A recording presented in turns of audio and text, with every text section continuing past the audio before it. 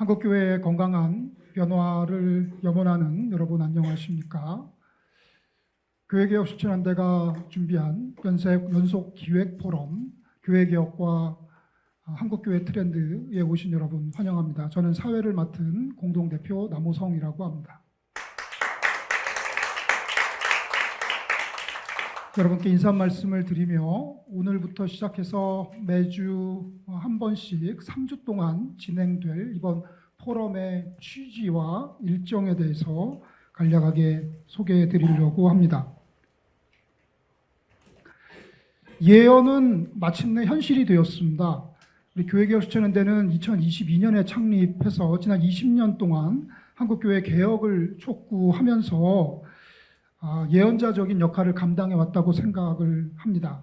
기독교인들이 올바른 신앙을 품고 교회를 건강하게 운영하며 사회를 향한 선교의 사명을 감당해야 한다고 개혁연대는 그동안 광야에서 외쳤습니다. 그리고 뜻을 같이 하는 교회들과 선도적으로 시행착오를 거듭했습니다.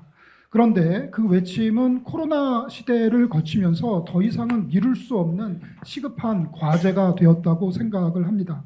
2020년부터 22년까지 팬데믹 시대를 지나면서 한국교회는 엄청나게 변화된 현실을 체험했습니다. 교인들은 흩어졌고요. 청년들은 사라졌고 교회는 길을 잃었습니다.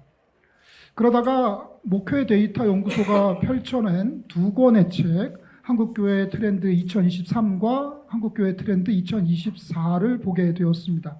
거기 보면 교회는 포스트 코로나 시대의 그 급변한 세계적, 사회적, 교회적 상황에 맞추어서 신앙과 목회와 선교가 획기적으로 전환되어야 한다고 주장하고 있습니다. 그런데 그 내용은 우리 개혁연대의 창립 이래 우리 선배님들이 지난 20년 동안 일관되게 외친 내용과 상당히 일맥상통합니다. 개혁연대가 그동안 한국교회를 향해서 이러이러해야 한다고 말해왔던 당위적인 주장이 이제는 이러이러해야 산다는 생존의 문제가 되고 만 겁니다. 이에 개혁연대는 코로나 시대 전후에 한국교회 개혁 이슈들을 최근 트렌드에 입각해서 종합적으로 진단하는 3회 연속 포럼을 개최해야 합니다. 첫 시간, 오늘 이 시간에는 신앙 영역에서 지금까지 개혁연대가 목회자를 의존하는 신앙의 탈피에서 개신교 정신과 합리적 판단에 입각해서 주체적 신앙을 가져야 한다고 우리가 이야기했던 것을 우리 방인성 목사님께서 말씀해 주실 것입니다. 그리고 현재 나타나고 있는 플로팅 크리스천 현상이나 영적이지만 종교적이지 않은 즉 SBNL 현상에 대해서 우리 지용근 소장님께서 살펴봐 주실 거고, 그리고 마지막으로 청년의 눈으로 과거 그리고 현재 벌어지고 있는 한국교회의 흐름에 대해서 관찰하고 전망하는 시간을 우리 김영준 집행위원께서 해 주시겠습니다. 다음 주 이 시간 이 장소에서 있을 둘째 시간에는 교회 영역에서 과거의 개혁연대가 목회자 개인 또는 소수 기득권자들의 독점적인 결정이 아니라 교회 정관을 통해서 여성과 젊은 교인들도 의사결정에 참여하는 운영위원회 제도를 채택하여서 민주적으로 교회 운영할 것을 주장했던 그 내용을 우리 백종국 교수님께서 말씀해 주실 거고요. 이어서 현재 전 세계적으로 중요성이 부각되고 있는 ESG, 즉 생태, 사회적 책임, 지배구조의 관점에서 교회의 건전한 거버넌스가 무엇인지 우리 류지성 교수님께서 말씀해 주시고, 그리고 이어서 우리 또 청년 집행위원께서 미래의 방안에 대해서 함께 논의할 것입니다. 그 다음 주 셋째 시간에는 선교 영역에서 교회가 포교 목적의 전도와 봉사에서 더 나아가서 사회적, 정치적, 경제적 이슈에 대해 선교적 사명을 가지고 참여할 것을 촉구했던 과거 개혁연대의 주장과 활동을 우리 박두큰 목사님께서 정리해 주실 거고요. 이어서 현재 한국교회가 직면하고 있는 이런 공적 신앙에 대한 사회적 요구에 부응해서 지역에서 마을을 대상으로 한 일상적인 공동체 활동과 목회 방안에 대해서 정재영 교수님께서 말씀해 주실 겁니다. 그리고 앞으로 우리 함께 나아갈 바에 대해서 또한 청년 집행위원께서 말씀해 주실 겁니다. 이제 더 이상 과거 신앙 관행과 목회 방식은 통하지 않습니다. 코로나 팬데믹은 그동안 우리가 미뤄두었던 신앙적, 교회적, 선교적 과제를 완수할 것을 요구하는 계기가 되었습니다. 이 문제를 해결하려고 우리 개혁연대가 한국교회 트렌드 2023, 2024의 저자들과 함께 이 자리를 마련한 것입니다. 교회와 목회자를 떠나서 독립했지만 어떻게 올바로 신앙생활을 해야 될지 몰라서 방황하는 성도들께 유익한 시간이 되기 원합니다. 변화된 교회 상황은 이해했지만 구체적인 실천 방안을 알지 못하는 목회자들께 도움이 되면 좋겠습니다. 사회 선교에 대한 정치, 경제적인 거대 담론을 어떻게 일상에서 구현해야 될지 고민하는 그런 그리스도인들이 이 자리를 통해서 유익을 얻기 원합니다. 그래서 우리 한국교회 구성원들이 하나님의 뜻에 합한 또 아름다운 교회를 함께 만들어 가기 위하여 머리를 모으는 그런 시간이 되었으면 좋겠습니다. 이제 그 첫 시간으로 우리 신앙 영역에서 발표해 주실 강사님들을 소개합니다. 오늘 첫 번째 말씀을 듣겠습니다. 우리 교회개혁 실천연대 고문으로 계신 우리 방인성 목사님께서 첫 번째 발제해 주시겠습니다. 개혁연대에서 참 오랜만에 제가 이렇게 같이 이야기를 나눈 것 같으네요. 이제 뭐 은퇴도 하고 그러니까 뭐 안 불러도 되는데 이렇게 좋은 포럼을 마련해서 저희들을 이렇게 불러서 같이 한국 교회를 생각하고 한국 사회를 생각하는 이 자리에 초청해 주셔서 감사합니다.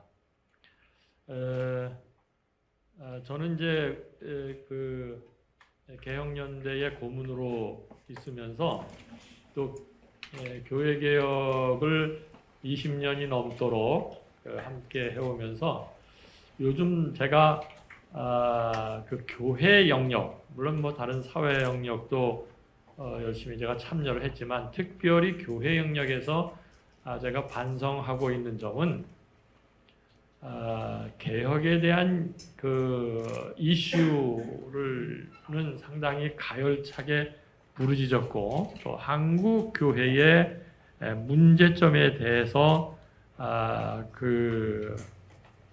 우리 남호성 공동 대표께서 얘기했듯이 뭐 예언자적이면 예언자적이고 좀 강하게 저항과 비판을 했었는데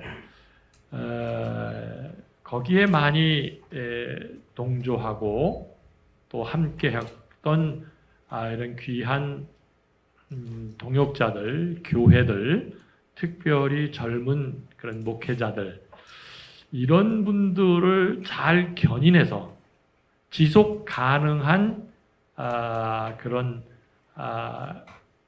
그 개혁 교회, 지속 가능한 그런 작은 교회 운동, 정말 예수께서 머리가 되시고 아름다운 이런 공동체를 일구면서 한국 교회의 모본이 되고 또 한국 사회에 좀 귀감이 되는 이러한 교회를 지속 가능하게 또는 잘 살려내는 이러한 역할은 잘 못한 것 같다라는 좀 그 아쉬움이 저에게 있습니다. 그래서 어떻게 하면 이런 계속 개혁된 교회로 우리 교회의 진정한 권위를 회복하고 아름다운 공동체를 일구어서 우리 한국 사회에 빛과 소금의 역할을 감당하는 이런 교회를 견인해내고 또 살려내고 지속 가능하게 할 것인가 이런 것에 헌신할 수 있는 이러한 일이 있다면 나이가 들었지만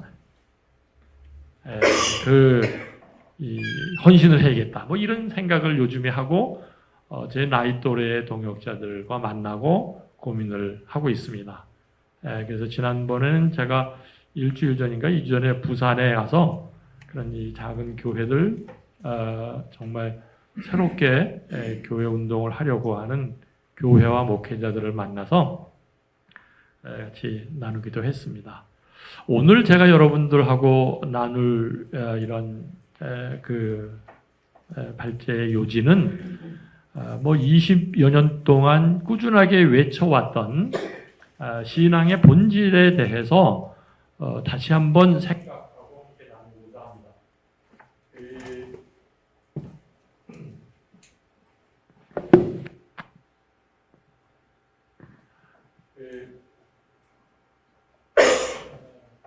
새롭게 변화하는 또 팬데믹 이후에 한국 교회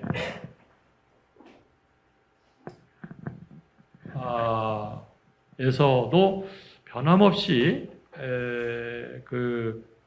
있어야 될 확인해야 될 그런 신앙의 본질에 대해서 좀 진부하지만 다시 한번 우리의 마음과 우리의 생각을 열고 들여다 봤으면 좋겠습니다. 우리가 잘 아는 대로 이 코로나19는 우리 한국 교회의 민낯을 잘 들여다본 계기가 되었습니다.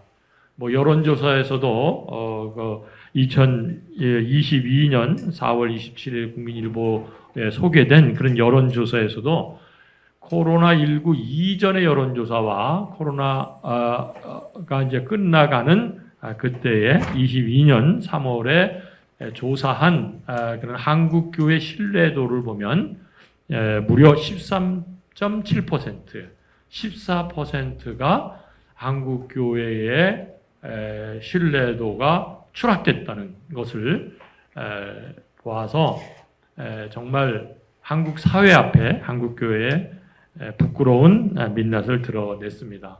그럼에도 불구하고 이제 이 코로나19 팬데믹은 우리 인류 모든 사람들로 하여금 더 종교성을 강하게 하는 요인도 됩니다. 인간의 무기력함, 인간의 나약함, 과학에만 의존할 수 없는 그런 그것을 목도한 우리 사람들은 더 종교성을 갖게 될 것이고 더 우리를 안전하게 또 생명을 존중하고 인간의 존엄을 지키는 행복하고 아름다운 교회는 어떤 것일까라는 공동체적 그리움, 사모함, 열망은 오히려 더 짙어졌다라고 저는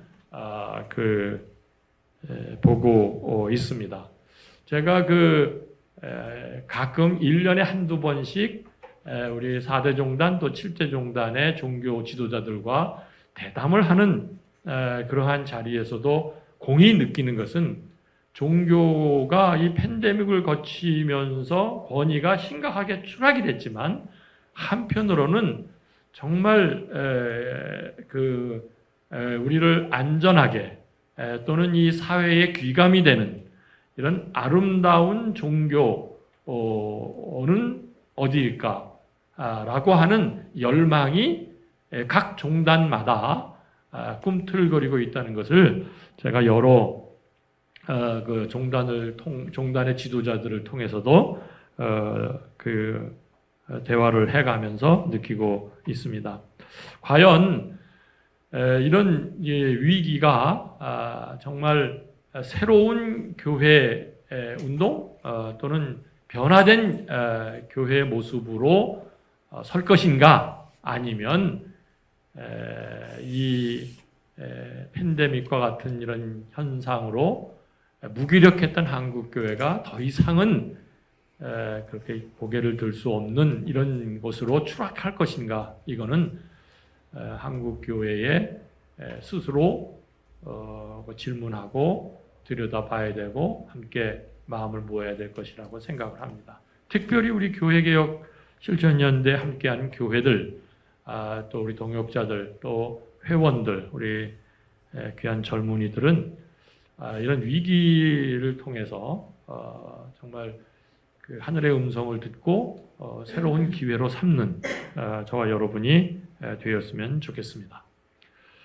본론으로 들어가면 저는 그 20여 년 동안 교회 개혁의 근간이 되는 신앙의 문제를 자주적 신앙, 주체적 신앙, 자립적 신앙을 끊임없이 외쳤습니다. 스스로 분별력 있게 일어서서 자신이 주인이 되어서 그 신앙의 복음의 능력을 드러내는 이러한 신앙인으로 서야지만 자신도 행복하고 교회 공동체도 살고 또 그런 그리스도인을 통해서 우리 사회도 그 변화를 도모할 수 있다. 저는 그렇게 생각하면서 외쳤습니다. 그 주체적이고 자주적이며 자립적 신앙이란 도대체 어떤 것인가 하는 것을 간략하게 나눠보고자 합니다. 저는 이 신앙은, 건강한 신앙은 질문하는 신앙이다 라고 제가 그동안 외쳤고 또 다시 한번 정리를 해봅니다. 정직한 질문을 할 수 있어야 되는데 이상하게도 이 종교인들이 이 종교 제도권 안에 들어오면 이성이 마비돼요. 그리고 질문을 상실합니다. 그리고 그 특정 종교인에게나 또 종교 제도에 또 종교적 어떤 그 힘 앞에 맹종하는 경우들이 있습니다. 그것은 자신도 행복한 신앙을 못하게 되고 교회도 부패를 낳게 되는 이런 것이죠. 제가 늘 그 질문을 교회개혁 강의를 하면서 질문하는 게 있습니다. 믿음의 반대말이 무엇입니까? 대개는 믿음의 반대말을 불신이라고 얘기하지만 믿음의 반대말은 어떤 면에서 자기 확신입니다. 자기 신념입니다. 그래서 교회 생활을 오래 할수록 또 뭐 그 종교 생활을 오래 할수록 또 강단에 서서 그 설교나 그 종교의 예식을 오래 진행할수록 굉장히 그 사고가 딱딱해지고 고집스러워지고 인격도 그 대화할 줄 모르고 그 하는 그런 고집불통의 사람들을 아주 많이 만나게 됩니다. 그 사람들이 다 자기 확신에 사로잡혀 있습니다.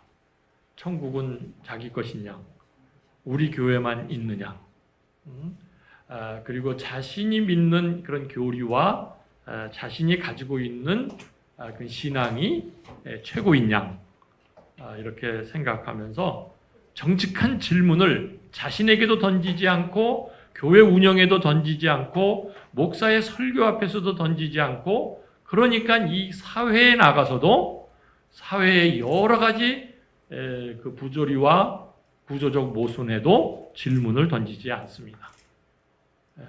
그 자기 자신의 그 확신에 사로잡혀서 스스로 세뇌 당하고 있다는 사실입니다. 그 정직한 질문을 하려면 저는 네 가지 눈을 가져야 된다. 믿음의 눈, 이게 눈이라는 게 관점이죠. 여기서 믿음의 눈이라는 것은 끊임없이 신뢰하고 사람을 믿어주는 폭넓은 이러한 그 인격적 것입니다.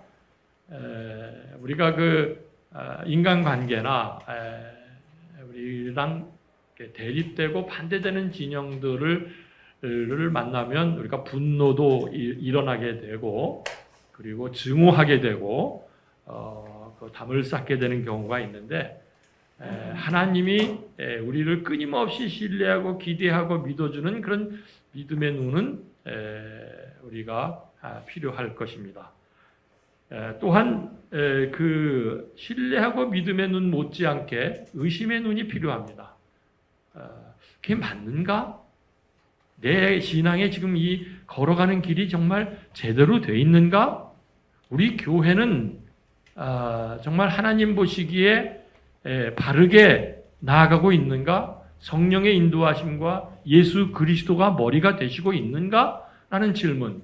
목사의 설교가 이게 제대로 된 설교인가? 라는 질문. 이런 질문은 우리가 끊임없이 해야 됩니다. 우리 인간 관계에서도 굉장히 서로 우정과 신뢰를 쌓고 친분을 갖지만 절대적으로 우리가 신뢰할 수 없는 불완전한 존재임을 우리가 보고 늘 이러한 질문, 의심하는 눈은 필요합니다. 물론 자기를 들여다보는 자기 성찰의 눈 필요합니다. 우리가 저만 해도요, 개혁을 외치고 뭐 그럴듯한 얘기를 많이 하고 또 불의와 부조리에 저항하고 몸바쳐 싸우기는 하지만은 제 자신을 들여다보는 성찰의 눈은 얼마큼 있었는가, 이것 굉장히 중요합니다. 이거 함께 가지 않으면 우리가 같이 우리의 개혁의 대상인 그런 사람들과 같이 나 자신도 개혁의 대상이 될 수 있다는 사실입니다. 또 하나의 눈은 구조를 보는 눈입니다. 전체를 보는 것이죠. 나무와 숲을 보는 그런 눈. 이 네 가지 눈은 정직한 질문에 정말 필요한 것입니다. 동시에 가져야 하는 것이죠. 주체적 신앙인은, 자립적 신앙인은 이런 정직한 질문, 이 네 가지의 관을 갖고 끊임없이 해 간다는 것입니다. 또 하나는 주체적 신앙은 어떻게 출발하는가, 어떻게 생성되는가. 우리 신앙은 하나님과의 만남입니다. 어떤 하나님과의 만남입니까? 모세가 만난 하나님이 대표적으로 우리에게 소개되고 있습니다. 모세가 광야에서 가시떨기 나무 불타는 곳에서 하나님을 경험합니다. 그리고 새로운 사명을 받습니다. 그때 이 모세가 질문합니다. 당신의 이름이 누구십니까? 누가 나를 보냈다고 내가 이집트에 가서 얘기해야 합니까? 지금 나를 압도하는 당신은 도대체 누구입니까? 그때 그 하나님이 대답하십니다. 그 하나님의 이름입니다. 나는 나다. I am who I am. 나는 스스로 있는 자다. 이런 것입니다. 이게 무슨 뜻입니까? 이것은 나는 유일한 존재다. 비교 불가이다. 그런 뜻이죠. 성경의 70인역에서도 또 히브리 성경에서도 잘 표현되고 있습니다. 선한 일을 도모하면 반드시 이루는 그 하나님이다. 이 하나님을 모세가 만나고 나서 그 정체성이 변화되지 않습니까? 이집트에서의 왕자의 신분, 또는 민족을 구해보려고 했다가 그 의분에 의해서 살인자의 오명을 쓰고 광야에서 정말 치름없이 양치기로 있었던 그 신분. 그 신분보다 더 중요한 신분이 나는 비교 불가인 유일한 하나님의 형상을 닮은 존재이구나 라고 하는 자아 정체성, 자기 존재를 깨달은 것입니다. 그래서 그런 어떤 외적인 신분에 의지하지 아니하고 그 유일하신 하나님, 비교 불가이신 하나님, 선한 일을 도모하시면 반드시 이루시는 그 하나님을 경험한 자로서 우뚝 선 이 모세의 새로운 존재는 이집트에서 히브리 민족을 구출해내는 귀한 역할을 감당했었지 않습니까? 이런 하나님의 경험은 자기의 존엄성, 하나님이 지으신 걸작품, 다른 외적인 것과는 비교할 수 없는 위대한 존재임을 자각하는 것이 우리 기독교 신앙의 본질인 것입니다. 그런데 이상하게 우리 개신교에서, 한국교회에서 교회만 들어오면 매일같이 나는 죄인이로소이다라고 하면서 자기를 자학하고 자기의 존엄성을 잃어버리고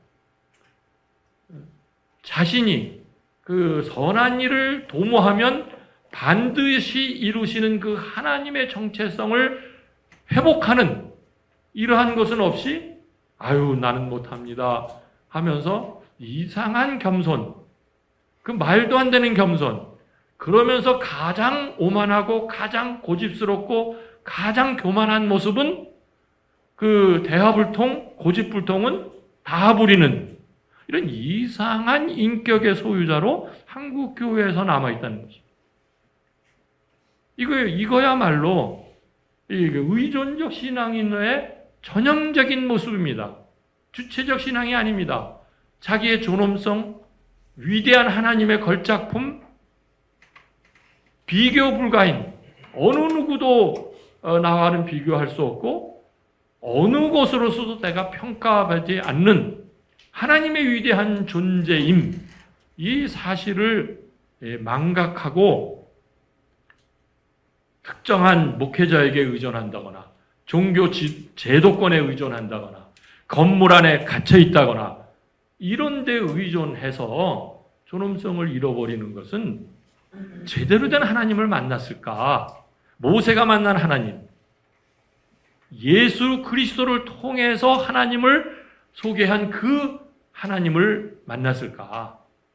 그래서 예수님은 나를 본 자는 하나님을 본 자다 라는 위대한 말씀을 하셨지 않습니까?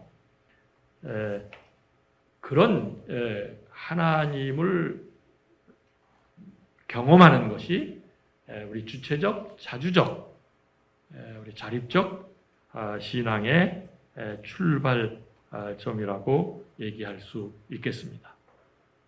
이것을 망각하게 되면 우리가 교회 안에서 그런 제도권이나 특정인에게 그 의존적 신앙인으로서 살다가 그저 우리 그동안 교회개혁 실천연대가 외쳤던 이런 세습, 재정비리, 각종 성문제, 비윤리적인 이런 문제가 일어남에도 불구하고 그저 그 안에서 무감각하거나 또 동조하거나 오히려 옹호하거나 하는 이런 일들은 그 자주적, 주체적 신앙을 갖지 못한 모습인 것입니다. 자주적, 주체적 신앙은 삶을 통해서 드러나게 되어 있습니다. 신앙은 단순히 지식이나 또는 어떤 제도를 지키는 것에 머물지 않습니다. 삶을 통해서 드러난다는 것은 우리 성경에 너무나도 많이 나타나 있습니다. 유명한 명제죠. 행함이 없는 믿음은 죽은 믿음이다. 그 말씀이야말로 우리 지금에 있는 우리 한국교회 필요하지 않겠습니까? 너희는 세상의 빛이라. 너희 몸을 하나님이 기쁘시게 하는 거룩한 산제에서 드려라. 수없이 많습니다. 신앙은 삶으로 실천으로 드러난다는 것입니다. 제가 이 목회를 그렇게 오랫동안 하고 설교도 많이 하고 이제 은퇴를 하면서 저의 그 아쉬움 중에 하나는 제가 그 가장 몸부림을 많이 치기는 했었습니다. 나의 그 설교 강단에서 외쳐지는 것은 내 삶으로 녹아지는 것이어야 한다. 그리고 또 외쳐지는 것은 삶으로 드러나야 한다. 이것을 제 자신에게 끊임없이 묻고 실천하려고 애를 썼지만 그럼에도 불구하고 괴리가 있고 조금 더 가열차게 제가 복음적 삶을 살아내면서 그 강단에서 외쳤더라면 하는 이런 아쉬움이 있습니다. 이건 설교자에게 정말 도전되어야 되겠고 또 신학교에서 강의하는 신학자들에게도 매우 중요한 과제입니다. 물론 이론을 분석하고 조직하고 만들어내고 가르치고 하는 일이지만 끊임없이 자신의 영역에서 이런 신앙의 삶을 실천하지 않는다면 부부관계나 가정이나 이웃이나 그 영역에서 제대로 드러나지 않는다면 또 이 사회 현실에서 드러내지 아니하고 우리가 그 삶을 산다는 것은 그런 주체적 신앙인으로서는 허구인 것입니다. 예수의 산상수훈이 왜 그렇게 당시 서기관과 율법사들과 다릅니까? 그것은 예수의 산상수훈은 자신을 가리켜서 하시는 말씀입니다. 그리고 그 산상수훈대로 자신은 삶을 사시다가 십자가에 돌아가셨다는 사실입니다. 주체적 신앙은 관계 회복입니다. 신앙은 관계 회복이라는 것을 우리가 다시 한번 자각할 필요가 있겠습니다. 하나님과의 관계, 이웃과의 관계, 팬데믹을 통해서 우리 모든 인류가 자성하고 있는 피조물, 자연과의 관계, 이 관계를 제대로 회복해야 합니다. 신앙은 다른 게 아니에요, 사실. 관계입니다. 그런데 이상하게 신앙인일수록 이 관계를 잘못 맺는 경우들이 종종 있습니다. 교회 안과 교회 밖에 담을 쌓고 그리고 믿는 사람과 믿지 않는 사람의 그 관계를 단절하는 것이 마치 신앙이 좋은 것처럼 생각하고 이웃 종교들을 지옥 갈 사람으로 몰아가는 그 이상한 배타적인 것이 신앙의 우월성을 지키는 것처럼 생각하는 것. 소외된 자, 약한 자, 소수자들을 외면하고 무시하고 차별하는 것을 마치 신앙이 좋은 것처럼 각색되는 것. 이것은 신앙의 모습과는 전혀 다른 것이고 특별히 자기의 존엄성을 확인한 주체적 신앙인은 다른 사람의 존엄성도 볼 수 있는 눈이 필요합니다. 자기만 비교 불가이고 자기만 유일한 존재입니까? 세상에 자기만 유일하게 하나입니까? 상대방도 다른 사람도 유일하게 하나로 걸작품으로 이 땅에서 존재하고 있다는 사실을 눈으로 보는 것입니다. 그것이 주체적 신앙의 관계 회복입니다. 제가 영국에서 공부할 때 제 지도 교수가 갈라디아서를 제가 논문으로 썼었는데 그때 이 갈라디아서를 보면서 이 갈라디아서를 네가 어떻게 선택했느냐? 갈라디아서에 위대한 선언이 있는 것을 아느냐? 성경의 가장 위대한 선언이라면 자기는 그 갈라디아서에 있다. 이렇게 말했습니다. 그것이 바로 갈라디아서 3장 28절입니다. 유대인이나 헬라인이나 종이나 자유인이나 남자나 여자나 그리스도 예수 안에서 하나이니라. 차별 없이 하나이니라. 야, 이 명제가 성경 전체의 대선언과 같다는 것입니다. 그래서 저는 이것을 공부하고 이 교수로부터 이 말씀을 보고 새로운 눈으로 구약서부터 신약을 보니까 야, 이것이 관통되어 있더군요. 구약에서도요. 정말 이 하나님의 관점, 차별 없이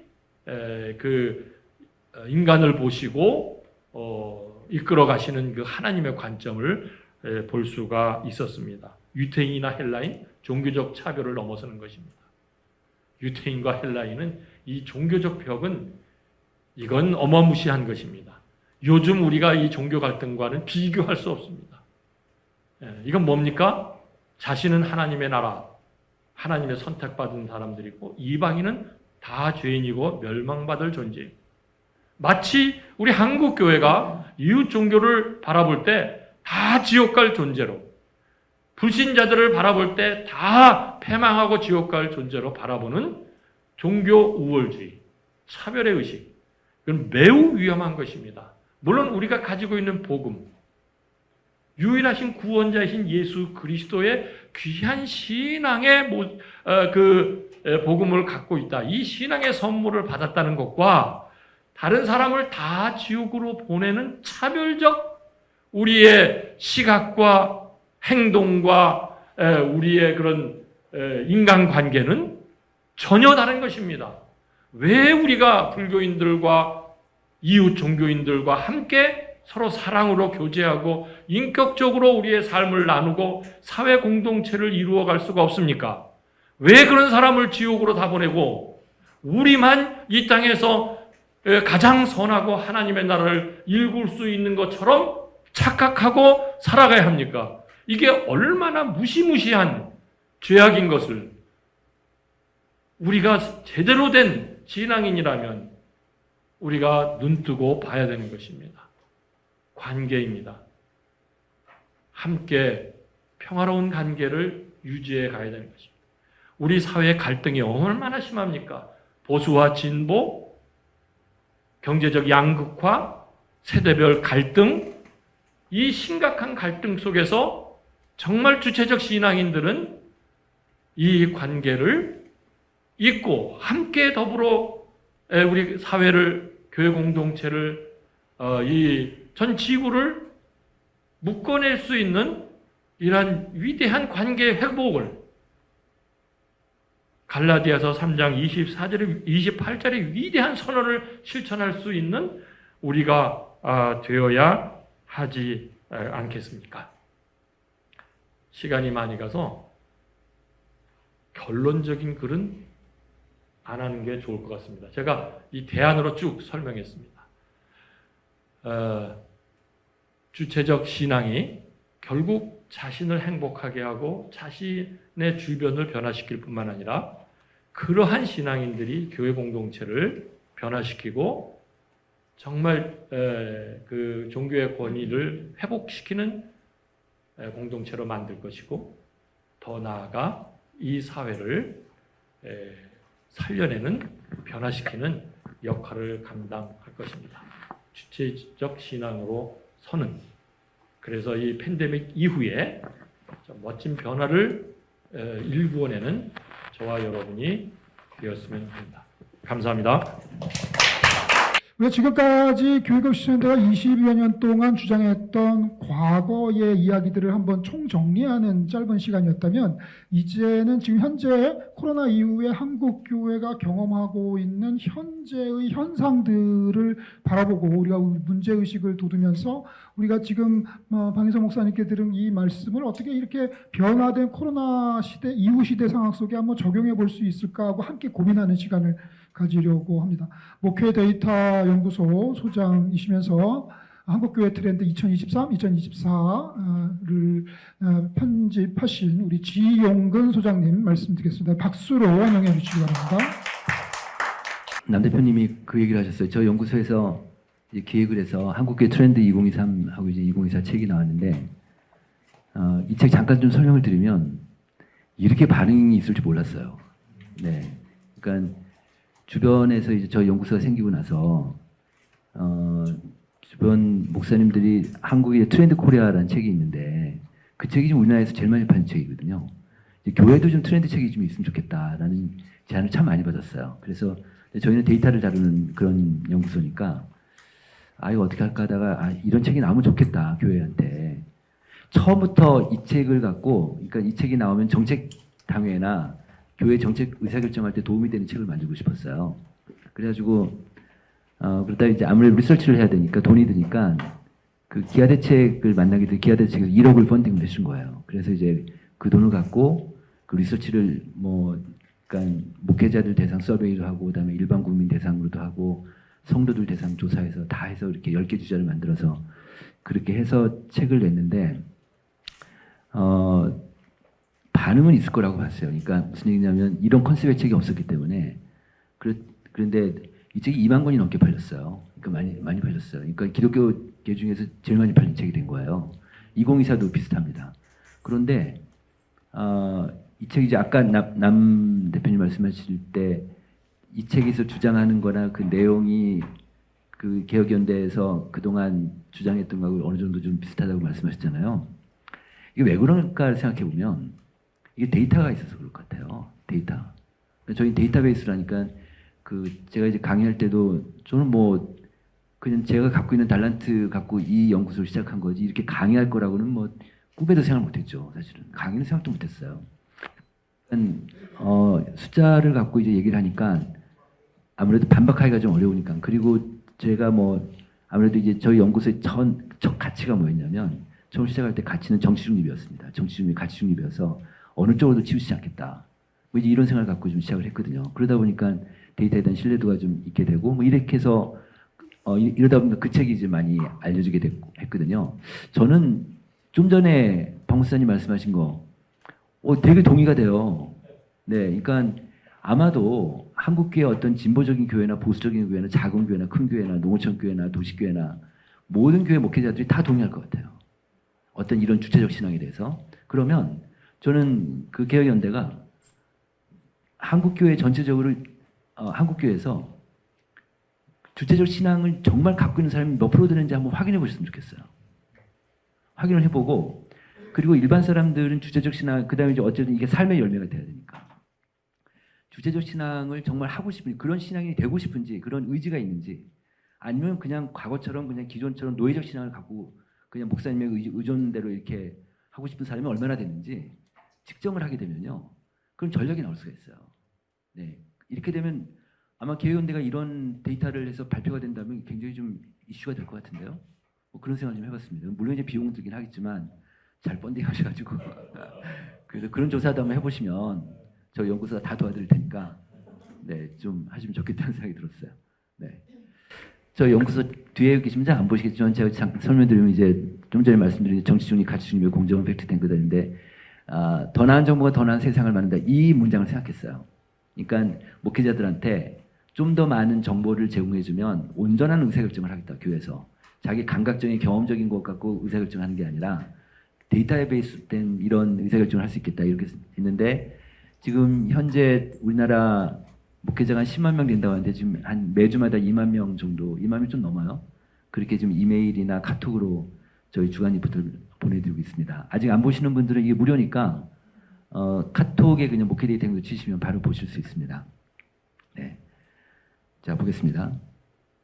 이건 아까 제가 말씀드린 거고 이제 이거 지금 이제 2025 준비하고 있습니다. 네. 9월 말에 나옵니다. 네.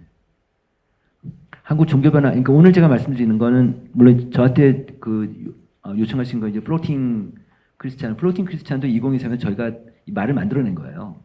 그다음에 이제 그 종교 사역의 세계는 SBNR 그 얘기를 좀 하셨는데 그건 되게 좀 일부분이라는 생각이 들어서 오늘 제가 말씀드리는 거는 개혁연대하고 크게 관련이 없을지도 모르겠죠. 한국교회 상황을 좀 말씀드리기 더 좋겠다. 한국교회 지금 이런 상태다. 그다음에 지금 어떻게 보면은 개혁연대를 지지하고 지향하는 교회들조차도 코로나 이후에 어려워졌을 것 같아요. 그러니까 이거는 어떤 개혁을 하고 개혁연대에서 주장하는 이런 개혁과 상관을 더 큰 개념에서 한국교회 개혁이 필요하다. 예를 들면 지금요. 저희 데이터로는요. 1년 동안에 세례를 준 교인이 지금 1%밖에 안 돼요. 네, 그러니까 그만큼 영혼권이 안 이루고 있고 새신자가 안 들어오고 있고 한국교회 영혼권이 지금 안 되고 있어요. 네, 이 정도로 심각하거든요. 그러니까 물론 수편적 신화도 중요하지만 이 수질적 신화도 굉장히 중요한데 지금 다들 지금 다 무너진 상태에서 있다. 그러니까 특히 지난 3, 4년 동안에 너무 좀 어려워진 상태니까. 네, 그래서 일단 오늘은 한국교회 좀 상황을 좀 말씀드리면 좋겠다는 생각이 들었습니다. 이게 물고기 모양인데. 이게 우리나라 만 19세 이상 성인 남녀들 종교 여부를 물어본 거예요. 그랬더니 2012년까지는 종교인이 많았고요. 좀 볼까요? 네, 종교인이 많았고 이제 17년 이게 5년 단위로 한목협에서 조사한 건데 이게 무종교인이에요. 이게 무종교인이 지금 위로 올라가고 있는데 지금 작년 10월달에 저희가 우리나라 전국에 5,000명 대상 조사를 했어요. 보건 조사를 했는데 무종교인이 63까지 올라갔어요. 그다음 종교인이 37이고. 근데 20, 30대 볼까요? 20, 30대는 지금 20%가 안 돼요. 종교를 믿는 친구들이. 이 정도로 지금 이거 보시면 이 우상향으로 올라가는 속도 한번 보세요. 지금 한국 사회가 이 정도로 좀 탈종교 속도가 빠르다. 이렇게 좀 볼 수 있습니다. 그러니까 이거는 뭐 너도 나도 할 것 없이 좀 이거에 대해서 위기의식을 가져야 된다는 거죠. 네, 그 다음에 종교별로 볼까요? 요건 지금 불교인데요. 이게 불교인데 2000년 초반까지만 해도 불교가 앞서다가 지금 2010년대 들어오면서 불교랑 개신교랑 지금 붙었어요. 붙은 상태에서 같이 내려와요. 같이 내려오다가 지금 2023년도에는 불교가 뚝 떨어지죠. 불교 뚝 떨어지고 개신교가 16인 물론 여기 20에서 개신교도 한 6% 떨어졌지만 불교는 좀 더 많이 떨어져 있잖아요.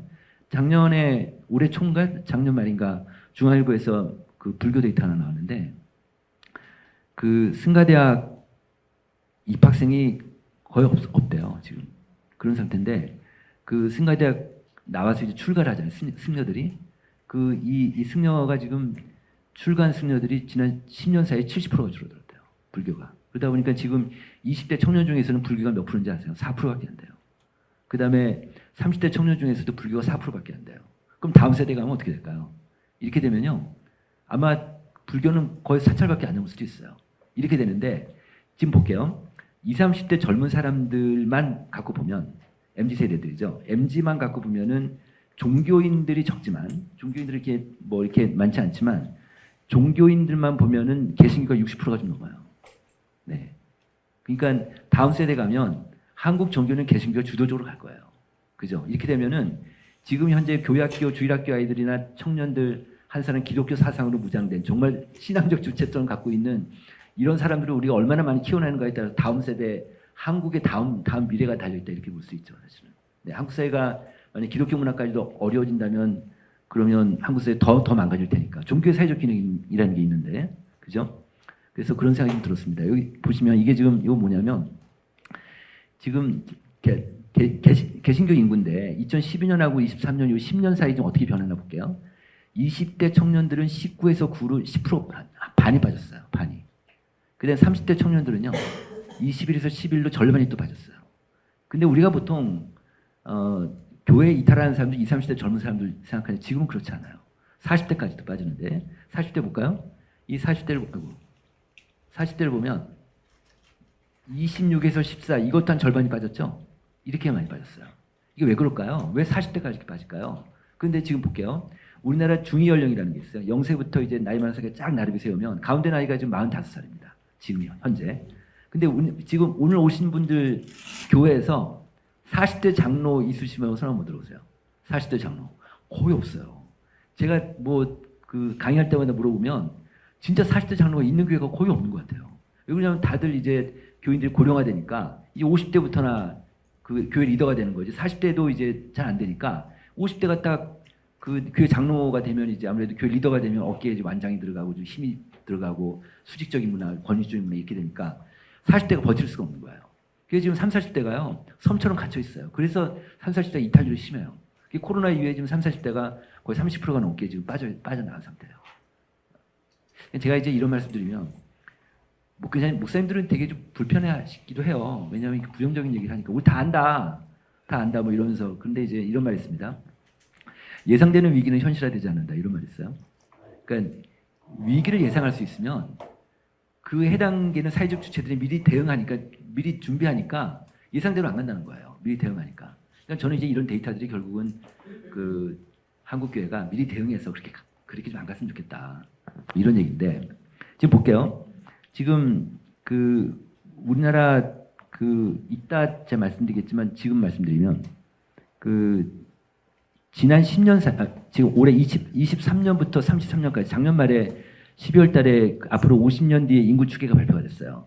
그런데 그래서 지금하고 앞으로 10년 2023년하고 33년하고 요 사이 10년 사이를 보면 인구가요.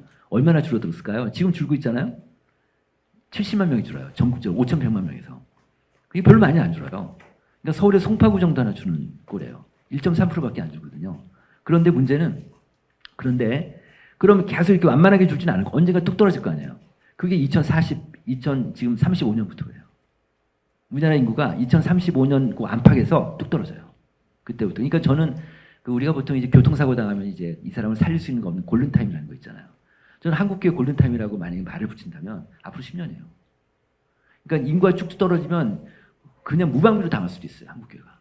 네. 그래서 지금 10년 사이에 잘 준비를 해야 되는데 지금은 이게 교회 밖의 사회는 각자 도생 사회라고 그래요. 그죠? 아무도 안 도와준단 말이에요. 근데 교회도 이제는 각자 도생이다. 같은 동네에서 누구는 되고 누구는 안 된다. 같은 교회에 있는데도 같은 지역에 있는데도 이제는 교회도 각자 도생이다. 근데 되는 교회가 있고 안 되는 교회가 있을 것이다. 이렇게 보는 거예요. 이렇게 되니까 그래서 이제 어느 교회가 앞으로 10년 사이 잘 준비하는가에 따라서 이제 완전 판도가 바뀔 것이다. 이렇게 보고 있는 거예요. 지금 이렇게 그래서 그 3, 40대가 많이 줄고 이게 좀 걱정이죠. 이게. 그다음에 지금 교회가 고령화되고 있는데 이게 지금 만 19세 이상에서 우리나라 일반 국민들하고 교회 다니는 사람들하고 인구 비중을 한번 본 거예요. 봤더니 20대 청년은 일반 국민이 15% 차지하고 있는데 교회는 9%밖에 없어요. 30대는 교회는 11이고 일반 국민은 15%고 이렇게 점점 줄어들다가 이제 50대에서 역전이 돼서 60대는 교회가 더 많아져요. 22하고 18이고 70대 이상은 노인들은 교회는 27이고 일반 국민은 14니까 2배가 많죠. 그러니까 교회가 이제 고령화되어 있는 거예요. 그러니까 점점 일반 국민보다는 더 고령화되어 있는데 제가 제 소개를 하면 저는 이제 학교를 졸업하고 전 사회학을 전공했습니다. 그리고 졸업하고 바로 한국갤럽에 들어갔어요. 근데 그 당시에는 여론조사에서 갤럽학교 저는 산수를 되게 좋아했어요. 그래가지고 이제 그 갤럽에 들어갔는데 하나님이 저한테 주신 달란트가 하나 있어요. 저 어릴 때부터요. 그 수학 공식 같은 거 있잖아요. 그거 보면 사진 찍듯이 머릿속에 들어온 거예요. 저 그랬어요. 그래가지고 하여튼 그래서 숫자를 되게 좋아해서 그냥 나는 어른이 되면 직업은 숫자 관련된 직업을 갖고 싶었어요. 그랬거든요. 그게 이제 제가 이제 이 일을 하는 거예요. 그런 건데 제가 무슨 얘기하다 얘기했죠. 하여튼 그래서 제가 이제 그때 88년도에 이제 입사를 했는데 그때 종교 조사를 가끔 해요. 갤럽에서 보면은 개신교하고 카톨릭이 가장 젊은 종교였어요. 그 당시만 해도 한 40년 전이지. 그러니까 무종교인이나 불교인보다 훨씬 젊었거든요. 지금은 개신교와 카톨릭 거의 비슷하게 가장 그 카톨릭도 그렇지만 개신교가 더 늙었죠. 더 늙은 종교인데 이렇게 고령화되니까 어떤 현상이 벌어질까요? 연령하고 어떤 변수가 가장 상관도가 높을까요? 이념이에요. 이념 변수가 이념하고 이게 워낙 상관도가 높으니까 고령화되니까 다 보수화되는 거예요. 이렇게 되는 거죠. 네. 그러면 어떻게 할 수는 없는 거죠. 네. 자, 그래서 그다음에 이제 이건 뭐냐면 그 10대 청소년들 제가 좀 전에 이제 요거 말씀드렸고 청소년들 데이터는 2015년 센스 데이터 말고는 없었어요. 이번에 저희 연구소에서 처음으로 한 거예요. 보니까 이걸 보면은 지금 어른들은 종교인이 37%인데 청소년은 27%. 이게 지금 개인한테 물은 거거든요. 개인한테. 이렇게 물었단 말이에요. 그러니까 청소년들 무종교인이 70이에요. 그러니까 지금 청소년들은 제가 이제 상식적으로 하나 말씀드릴게요. 인구 센서스 조사를 하잖아요. 그 센서스 조사하면은 10대 청소년들의 개신교 인구 비율이 되게 높아요. 어른만큼 높거든요. 왜 그럴까요? 왜 그러냐면 센서스 조사에 방법론의 한계가 있어서 그래요. 왜냐면 온라인 조사 반하고 오프라인 조사 반하거든요. 그럼 이제 오프라인 조사에서 조사원이 설문지를 갖고 가요. 집으로 가면 이 모든 집을 다 방문하니까 집으로 가면 그날 방문했을 때 그때 집에 있는 식구 중에 아무나 응답을 하는 거거든. 보통 이제 아줌마들이 엄마들이 응답을 하면 이게 특이한 게 뭐냐면 집안 식구들 체크를 하는데 한 사람이에요. 한 사람이 엄마가 만약에 종교가 그 가족의 종교가 뭐냐고 물으면 엄마가 체크하는 거예요. 이런데 예를 들어서 우리 아들 자기는 교회를 다니는데 우리 아들이 지금 모태신앙인데 애가 교회를 안 다니는 거야. 그럼 엄마는 이제 의지적으로 개신교로 체크하는 거예요.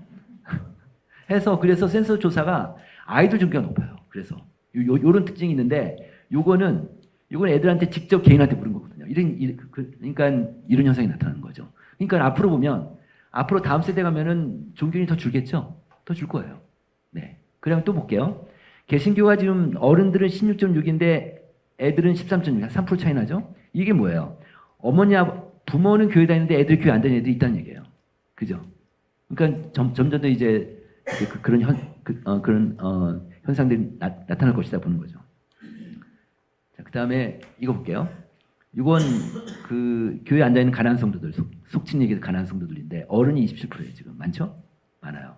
10년 전에 한목회 데이터가 10%였어요. 10년 동안에 10에서 27을 늘린 거예요. 그러면 모든 변수를 다 통제하고 앞으로 10년 뒤에 하면 어떻게 돼요? 가난한 성도 어떻게 될까요? 요 기울기로만 50%가 넘어가요. 45%쯤 돼요. 세상에 보세요. 예수 믿는데 교회 안 나는 사람이 예수 믿는 자의 절반이 되는데 말이 돼요? 말이 안 되지. 지금 그런 시대가 올 것 같아요. 그런 시대가. 근데 이게 지금 우리가 유럽을 쫓아가고 있습니다. 유럽이 지금 전체 크리스찬 비율이 유럽 인구 중에 70%거든요. 그런데 유럽 크리스찬 중에서 교회에 앉아 있는 가난한 성도가 69%예요. 그렇게 많아요. 제 아는 사장님이 얼마 전에 런던에 출장을 갔는데 주일날에 껴가지고 호텔 옆에 큰 예배당을 갔대요. 큰 예배당을 갔더니 정말 할머니들 10대 명이 앉아 있더래요. 예배 시간에. 우리도 그렇게 될 그런 개연성이 있죠. 네, 그렇습니다. 자, 그러니까 우리가 저는 그래서 이 그 개혁연대가 뭐 이건 제 개인적인 의견인데 개혁연대 어떤 그 교회 사회적 책임 이거 플러스해서 그 한국교회 전체적으로 개혁하는 그걸 좀 해보셨으면 좋겠어요. 네, 이게 좀 영성도 좀 다 회복이 안 돼 있고 그 사역도 회복이 안 돼 있고 다 그 다음에 아까 얘기한 대로 개인 영어 공부 못 하고 있고 이런 상태이기 때문에 이런 것들이 좀 다 어려워서. 네. 그 다음에 이거 볼게요. 아이들은 어른이 27%인데 애들은 지금 중고생들 36%까지 올라가고 있습니다. 36%까지. 그런데 보세요. 중학생은 31인데 고등학생은 46이니까 고등학생은 공부한다고 하지만 고등학생들이 만약 얘네들이 지금 벌써 이미 고등학생들은 2명 중에 1명이 예수 믿지만 교회 안 나는 애들인 거예요. 이렇게 되니까 얘네들이 대학 가면은 교회 다닐까요? 그 쉽지 않죠. 네, 그렇습니다. 이번에 이제 교회 변화 좀 잠깐 보겠습니다. 회복도를 보면 이게 지금 어른 예배 회복도를 보면 작년 1월 달에 85%까지 회복이 됐어요. 이게 이제 그 현장 예배 비율입니다. 근데 올해 1월 달 재보니까 87 정도 되니까 작년 1월부터는 거의 멈춰 있죠. 그러니까 한 15% 정도의 교인들이 좀 이탈된 상태에서 다시 시작하는 것이다. 이렇게 볼 수 있고요. 그다음에 그런데 이렇게 이제 회복도가 이제 87이지만 그래도 코로나 전보다 부흥한 교회들이 있을 거 아니에요. 없지는 않을 거예요. 아무리 어렵다 하더라도. 그게 이제 그래서 저희가 한번 코로나 이후에 출석 교인 수가 증가한 교회를 한번 측정해봤어요. 그랬더니 15% 났어요. 15%. 그러니까 54%는 아직 회복하지 못했고, 그다음 30%는 얼추 회복했고, 그래도 우리가 생각한 것보다는 괜찮아요. 근데 여기 보시면 15% 정도 성장했는데, 그런데 이들이 이 15%가 그럼 어떤 교회인지 궁금하잖아요. 그래서 분석을 해봤어요. 분석했더니 일단 교회별로 양극화 현상이 일어나는 거예요. 작은 교회보다는 큰 교회가 그래도 회복이 빨라요. 큰 교회가. 그리고 또 하나는 목사님 연령. 그러니까 목사님 심무 기간이 짧으면 짧을수록 높아요. 아무래도 더 열정이 있을 테니까. 요거 이제 목사님 심무 기간은요. 아무래도 목사님 연령하고 상관도가 높아요. 참 불편한 짓을 하나 말씀드리면 목회자들이요. 60세가 넘어가잖아요. 그럼 액티비티가 떨어지세요. 교회 사역에 대한 액티비티가 다 떨어지세요. 그러니까 교회의 사역의 어떤 활발도라든지 왕성함, 열정 이런 것들이 그러니까 교회 전체적인 에너지가 떨어지는 거죠. 그래서 목회자 연령이 되게 중요합니다. 사실은 그렇게 돼 있고 그런데 모든 변수에서 가장 영향력을 끼치는 변수가 이거였습니다. 소그룹이었어요. 그러니까 무슨 얘기냐면 우리나라 전체 교회 중에서 지금 40%가 소그룹을 잘 된다고 얘기를 해요. 그러니까 목사님들 물어보면 60%는 소그룹을 못한다고 얘기를 해요. 그리고 교인들 중에서 정기적으로 소그룹을 참석하고 있는 사람은 30% 돼요. 근호되거든요. 그런데 소그룹이 잘 되는 교회가 소그룹이 안 되는 교회보다 훨씬 부흥도가 높은 거예요. 네, 이렇게 되는 거예요. 그래서 소그룹이 굉장히 큰 변수다. 네, 이렇게 볼 수 있습니다. 네. 그 다음에 이제 온라인 얘기 좀 하겠습니다. 온라인 이제 플로팅 크리스찬하고 연계되겠지만 지금 현재 현장 예배 100명 정도가 들어오면 11명 정도, 11% 정도는 온라인 예배를 드려요. 지금 온라인 예배 드리는데 교회 출석자들 중에서 일주일에 한 번 이상 온라인으로 신앙생활을 한다고 응답한 사람들이 절반이 정도 돼요. 이제는 뭐 코로나 이후에 크게 바뀐 것 중에 하나 이제 온라인으로 신앙생활을 하는 거죠. 이제 온라인 신앙생활이 일상화됐다. 이렇게 볼 수 있는데 근데 목사님들한테 이걸 물어봤어요. 이 온라인 예배자들이 생기니까 이제는 교회 안 나오고 온라인 예배자들이 있단 말이에요. 그러다 보니까 목사님은 다음 중 누구를 정식 교인으로 생각하십니까? 물어봤어요. 그 정식 교인이라고 생각하는 목사님들이 어떤 교인들일까요? 일단 한 달에 한 번은 교회 나와야 돼. 그리고 11조 해야 되고 11조 못해도 감사금을 해야 돼. 뭐 이런 인식들이 목사님들 있어요. 그런데 온라인 예배자들을 정식 교인으로 생각하는 목사님들은 절반밖에 안 되세요. 나머지 절반은 온라인 예배자 우리 교인이 아니라고 생각하시는 거예요. 그래서 저희가 온라인 예배자들 대상 조사를 해봤어요. 그랬더니 이거예요. 나는 온라인으로 예배드려도 우리 교회 공동체의 일원이라는 생각이 든다고 80%는 거예요. 그 다음에 내가 온라인 예배 참여할 때 우리 교회 목사님의 보살핌을 받고 있다고 느낀다도 53% 나온 거예요. 그러니까 이걸 보면 온라인 예배자들이 교회 끈을 놓고 싶지 않다는 게 확 보이는 거예요. 근데 교회가 먼저 끈을 놓으려고 하는 거죠. 그건 안 되잖아요. 근데 이 온라인 예배자들하고 그 현장 예배자들하고 큰 차이가 하나 벌어진 게 있어요. 코로나 이후에. 뭘까요? 신앙이 바뀌었어요. 신앙이. 현장 예배 나오는 사람들은 그래도 자기 신앙 유지하려고 애를 쓰는데 근데 온라인 예배자는 신앙이 다 떨어진 거예요. 아주 곤두박질쳤죠. 그러니까 이걸 본인들이 그렇게 얘기를 해요. 그러니까 교회마다 어느 정도 중대교회 같은 경우는 어쨌든 온라인 팀을 만들어서 온라인 사역팀을 만들어서 이 사람들 신앙을 끌어올리는 게 되게 중요할 거예요. 왜냐 한국계 전체를 위해서라도 이게 되게 필요할 것 같다는 거고 저희가 이제 OTT 크리스찬이라는 걸 만들었습니다. 이게 이제 말을 만드는 건데 OTT라는 게 이제 뭐 넷플릭스 같은 거잖아요. 근데 이 우리나라 국민 중에서 지금 그 넷플릭스 같은 OTT 이용한 사람 70%가 좀 넘어요. 노인들도 많이 이용하죠. 노인들도 이 정도 되니까 이제는 자기 돈 몇 푼 내고 이제 극장 안 가고 PC에서 이제 그 영화를 보고 드라마를 본단 말이에요. 이것처럼 언제 어디서나 맞춤형 신앙 컨텐츠 큐레이션을 통해서 자기가 큐레이션하는 거, 자기가 큐레이션을 통해서 개성에 맞춘 신앙 성장을 추구하는 이들을 지칭하는데 이런 사람들이 점점 더 많이 생긴다. 그리고 많이 생길 것이다 본 건데 이거에 대한 그 결정적인 근거 데이터 하나 보여드릴게요. 이거예요. 이건데 이 10년 사이에 2012년하고 23년 사이에 교인들한테 물어본 거예요. 신앙생활에 도움 받는 게 뭐냐? 그랬더니 10년 전에는 목사님이었어요. 예배하고 목사님이 설교가 64%. 지금은요 이렇게 떨어졌어요. 이렇게. 다시 얘기하면 목사님 의존도가 확 떨어진 거예요. 지금 한국 교인들이 그래요. 그 대신에 가족이 올랐어요. 가족이 2배 이상 올랐죠? 이거 왜 그럴까요? 지금 가족 종교화 시대. 그러니까 부모가 교회 다니면 애들도 교회 다니고 부모 안 다니면 애들도 안 다니고 부모 신앙이 좀 애들도 신앙이 좋고 부모가 신앙이 안 좋으면 애들도 신앙이 안 좋고 그러니까 요즘은요 3, 40대가 교회가 많은 교회는 3, 40대가 많이 다니는 교회는 교회학교들이 바글바글하지 3, 40대가 없는 교회들은 교회학교가 뭐 그냥 없죠. 별로 없죠. 아이들이. 이런 현상이 나타나는 거죠. 근데 되게 특이한 현상이 있어요. 3, 40대가 많은 교회는요 3, 40대가 더 꼬여요. 그리고요 3, 40대 없는 교회 있잖아요. 있는 3, 40대를 뺏겨요. 이렇게 돼요. 이런 현상이 나타나고 있습니다. 네, 그래서 근데 또 하나 볼게요. 미디어예요. 미디어가 이렇게 올랐어요. 목사님들한테 목사님은 설교 준비하실 때 그 성경책 말고 가장 많이 뭘 많이 이용하십니까? 물어봤어요. 그럼 10년 전에 뭐랄까요? 주석서였어요. 지금 주석서가 아니에요. 구글 검색어예요.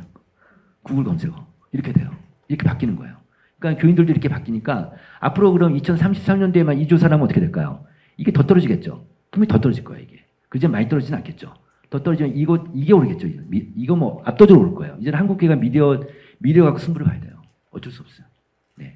그러니까 물론 오프라인도 되게 중요하지만, 그러니까 이 온라인 쪽 미디어 쪽을 어떻게 백업 기능을 해서 잘 갖고 가느냐가 되게 중요한데, 심지어는 이런 교회, 목동에 있는 어떤 교회는요. 제가 이제 그 교회를 갔더니 이 교회는 코로나 전에 한 700명, 800명인데 지금 1,400명이 됐어요.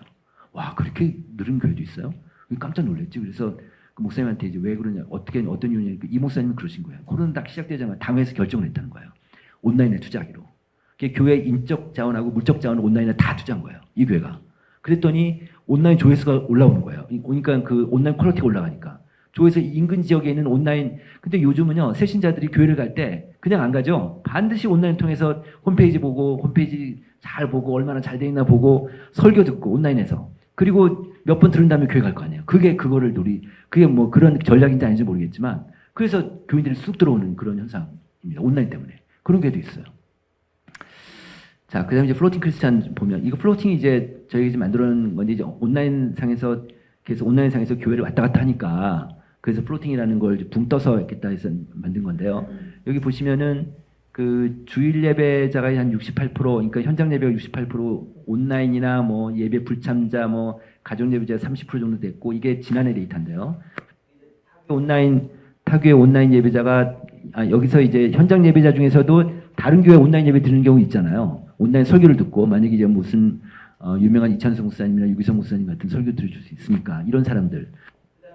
우리 교회 현장 예배는 안 나가도 다른 교회 온라인 예배 드리는 사람이 있는데, 그래서 요거를 조금씩 좁혀나가다 보니까 다른 교회 중에서 2개 이상, 일주일에 2개 이상 보는 사람들은 이거 플로팅이다. 이렇게 본 거예요. 붕 떠서 왔다 갔다 하니까. 그런 사람들이 한 16% 되고, 그 다음에 우리 교회 현장 예배는 안 나가고 다른 교회 2개 이상 보는 사람 7% 되니까 이거 합하면은 한 24% 되더라. 그래서 이 사람들은 다평 플로팅이다. 뭐 부평초라는 게 저기 물 위에 뜬 거잖아요. 그래서 그렇게 해서 플로팅 크리스찬이 24%다. 이런 사람들이 이제 붕 떠서 다니는데, 이렇게 1년 사이에 이번에도 또 조사거든요. 이걸 보면 아마 올해는 더 줄어들었을 거예요.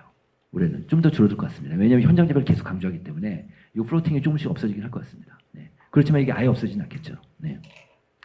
그다음에 이거 SBNR인데, 이거 이제 SBNR은 이거 뭐예요? 영적이지만 spiritual vulnerable religious, 그래서 이제 영적이지만 종교적이지 않다. 영적이지만 종교적이지 않다. 그러니까 교회를 그 문화 충격 이론이라는 게 있어요. 문화 충격 이론. 이게 뭐냐면 그 한 문화, 새로운 문화 딱 들어왔을 때, 거기에 적응하는데 2년 걸린대요. 딱 2년만 넘어가면 이제 과거로 안 들어가는 거지. 이제 온라인에 익숙한 사람들 이제 현장 집에 오는 게 되게 불편해지는 거죠. 말하자면 그런 건데, 근데 이제 여기 보시면은 이게 지금 이쪽은 가난한 성도들이고요. 가난한 성도들이고 그다음에 이제 가난한 성도는 아니 교회를 출석하는데 온라인으로만 예배드리는 사람들이 이 정도 되고요.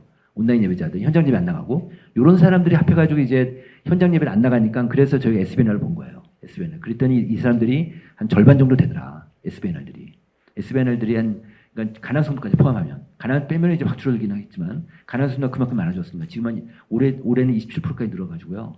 이게 다 SBNR이라고 볼 수 있습니다. 근데 이게 참 SBN일 수 있을까라는 건데 가난한 성도인데 이 사람들이요. 저희가 좀 쉽게 분석을 해보면 좀 깊이 있게 분석을 해보면 영적이지 않아요. 그러니까 자기가 예수 믿는다고 하지만 전혀 삶도 그렇고 생각도 그렇고 전혀 영적이지가 않은 거죠. 그런 게 좀 잡혀요. 물론 그렇지 않은 사람도 있지만. 네. 그리고 어쨌든 그런 사람들 다 가난한 성도까지 포함이 이렇게 된다는 얘기고요. 그래서 지금은 가난한 성도들을 다시 교회로 데려오긴 좀 어려운데요. 그런데 가난한 성도들이 200만 명, 지금 27%니까 뭐 굉장히 많잖아요. 200만 명이 훨씬 넘겠죠. 근데 이게 가난한 성도가요. 40대가 제일 많아요. 연령대를 보면. 40대가 정점을 찍었다가 내려와요. 그러니까 60대 넘으면서 조금 많이 줄거든요. 그러니까 60대 넘으면 인생도 많이 사셨고 이제 종교가 다시 필요하고 외롭고 하니까 또 외로우니까 그러니까 다시 이제 교회로 가는 그런 케이스들이 좀 있습니다. 네. 자, 이번엔 사역 회복도인데요. 헌금 사역 회복도가 91%, 그다음에 소그룹이 한 78%, 성경 공부가 77%, 전도 선교가 76, 지역사회 구제봉사가 78인데 이거 보세요. 새신자가 다른 것보다 약하죠. 새신자가 좀 약해요.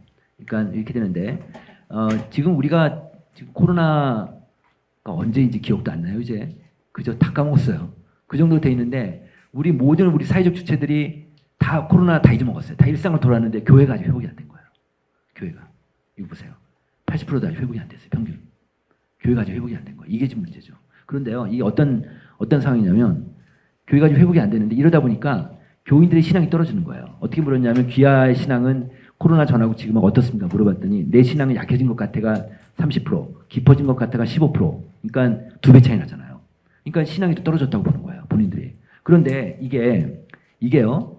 이 신앙 교회 안에서의 어떤 이 사역의 액티비티가 떨어지니까 신앙이 떨어질 거 아니에요? 근데 이게 전 세계적인 현상은 아니에요. 한국이 되게 유일해요. 한국이 되게 독특한 나라예요. 미국은요, 똑같이 교회 못 나가고 다 셧다운 했는데 못 나가는데도 불구하고 미국 교인들 한 20% 이상 신앙이 올랐대요. 근데 우리가 떨어졌어요. 우리가. 이게 왜 그럴까요? 우리나라 사람들은 교회 중심으로 신앙생활해서 그런 것 같아요. 아까 목사님 말씀드린 일터 신앙이나 어떤 가정 신앙이나 교회 밖의 신앙생활, 삶에서 이런 게 없어요. 삶에서의 예배가 이게 교회에서 훈련도 안 되고 또 그런 걸 강조도 못하고 하다 보니까 이렇게 돼버린 것 같아요. 그래서 그러니까 우리는 이걸 인정하자. 그럼 우리는 교회 들어가서 주일날 예배드리고 목사님 축도 받고 축도 끝나고 교인들하고 밥 먹고 교인들하고 교제 나누고 뭐 소그룹은 소그룹하고 집에 갈 때까지가 신앙생활. 그죠? 그렇게 되는 거예요. 그러니까 이걸 생각하면은 여기서 이거를 끌어올리는 게 굉장히 중요하겠죠. 그러니까 우리는 신앙 활동을 많이 해야지 자기 신앙이 온다고 생각하니까. 그죠? 근데 신앙이 떨어지면 헌신자가 줄어들겠고 플레이어들이 없으니까 그만큼 한국의 생태계가 어려워질 수 있으니까. 그죠? 네. 그래서 그런 것들이 좀 있고 그다음에 교회상을 말씀드리면 이 교단 통합교단 데이터인데 지금 사실 우리나라 제가 딱 안에 들어와서 교계 안에 들어와서 데이터를 보니까 통합교단 말고는 다른 교단이 데이터가 안 돼 있어요. 합동교단은 잘 안 돼 있어요. 네, 그래서 이런 것부터 좀 잘 해결했으면 좋겠는데 어쨌든 이 교단 걸 보면 2010년도가 8,100개이고 2022년이 9,400개인데 16%가 늘었어요. 그런데 30명 이하는 1,900개에서 3,600개 86%가 늘었어요. 30에서 50명까지는 21% 늘었고 그 다음에 51명 이상은 모조리 마이너스 났어요. 모조리. 그러니까 3,000명 이상 교회도 34%가 줄어들었어요. 그러니까 이거는요. 엄밀하게 양극화가 아니에요. 양극화는 잘 되는 교회도 잘 돼야 되잖아요. 근데 이건 아니라 그냥 밑으로만 쏠리는 이런 현상이 나타나고 있고 뭐 그러겠습니다. 그 다음에 이제 소형교회가 파이낸셜적으로 굉장히 어렵다는 건데 여기 보시면은 2022년 대비 23년도 헌금을 보면은 큰 교회들은 다 증가가 됐지만 작은 교회들은 이렇게 감소되는 것도 있고 그 다음에 지금 현재 교회 재정 상태가 30명 미만은 어려운 교회가 67%나 되는 거예요. 그 다음에 500명 이상 이렇게 되는 거 완전 역전이죠. 이건 어떤 파이낸스적으로는 뭐 양극화라고 볼 수 있겠죠. 그러니까 이런 교회들은 굉장히 좀 어렵다고 보여야죠. 지금 현재 이 교단에서 이게 지금 유튜브로 나가죠. 말씀 못 드리겠네. 하여튼 교인 수가 0명인 교회가 꽤 많아요. 그렇습니다. 네. 자, 그다음에 교회 존립을 걱정한 경험이 있다는 게 한 63% 정도. 63% 정도가 교회 존립에, 그리고 100명 미만들 여기 보시면 29명 이하는 교회 존립에 걱정한 경험이 있다 76%나 되고 있습니다. 네. 그러니까 지금 워낙 양극화되니까 그만큼 좀 어려워지는 거죠. 네. 그래서 목회자들이 되게 좀 어려우세요. 네. 그다음에 이제 앞으로 인구 문제가 이제 어떻게 될 건가를 보시면 아까 제가 얘기했던 대로 한 70만 명이 주는데 앞으로 10년 사이에 구조가 완전히 바뀐다. 앞으로 10년 사이에. 그래서 유소년들은 33%가 줄어든다. 앞으로 10년 사이에. 전체 인구는 1%밖에 안 줄지만, 그러니까 다시 얘기하면 가만히 놔둬도 교회 학교 아이들이 30% 넘게 주는 거죠. 이렇게 되고 노인들은 940명에 1,400명으로 50%가 늘어요. 지금보다. 그러니까 지금 베이비 부모 세대들이 한 60만 명, 70만 명 한 세대가 한 살이 계속 올라가고 있고 위에서는 안 돌아가시고 그러니까 계속 쌓이는 거죠, 말하자면. 이렇게 해서. 그래서 지금 50%가 지금 이 정도 되면 작은 교회든 큰 교회든 이제 고령 친화적 교회가 되지 않으면 안 되겠다.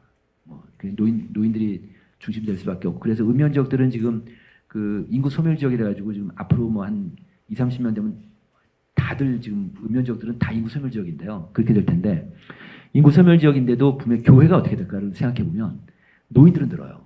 지방에. 그 저기 음연 지역들 있잖아요. 그 농어촌 지역들 노인 숫자는 더 늘어요. 그러니까 교회는 없어지진 않겠다. 그러니까 노인 중심으로 가는 거지. 네. 보세요. 85세 이상은 앞으로 10년 사이에 74%가 는다. 이렇게 볼 수 있습니다. 그래서 한국교회 작동 프로세스가 변동이 되니까 이제 높은 소속감이 기치한 강력한 동원 체제가 약화되고 헌신자 줄어들고 이제는 과거 수직적 문화에 대한 M들이 준 거부감이 있고 새로운 패러다임이 필요하다. 그래서 제가 말씀드린 건 이제 변화라는 단어가 있고 전환이라는 단어가 있으면 체인지라는 단어는 과거로 돌아갈 수 있지만 전환은 못 들어간다. 지금 전환의 시대다. 트랜지션이다. 그러니까 새로운 판이다. 새로운 판이 바뀌었다. 그러니까 예를 들어서 처음 초자 한자. 처음 초자 어떻게 쓰냐면 왼쪽에 오드자 부쓰고요. 오른쪽에 칼도자예요. 이게 처음 초자인데 새로 시작할 때 그러면 옷하고 칼하고 합했는데 처음이 되는 거예요. 왜 그럴까요? 옷하고 칼하고 합했는데 처음이 되는 거예요. 그러니까 옷을 만들 때 옷 만드는 사람이 천을 쫙 깔아놓고 처음에 칼로 자르잖아요. 그러니까 교회가 개혁을 한다 그러면 저는 예산 같아요. 예산. 근데 보통의 교회들이 예산을 내년도 예산 어떻게 짜려면 올해 예산 기조를 근거로 짠다고. 그죠? 크게 바뀌지 않는단 말이에요. 교회 학교 예산을 2배, 3배 올릴 수 있어요? 못하죠. 그러니까 과거 예산 버려야 되는 거죠. 왜냐하면 예산이 그 교회 신앙 고백이라고 하니까. 그죠? 우리 교회가 정말 개혁을 하겠다. 우리 혁신하겠다. 그러면 빼버리고 우리 교회가 어떤 전략으로 갈 건지에 따라서 예산 편성을 완전히 새로 다 하는 거죠. 그죠? 이런 거 되게 필요하지 않겠나. 네.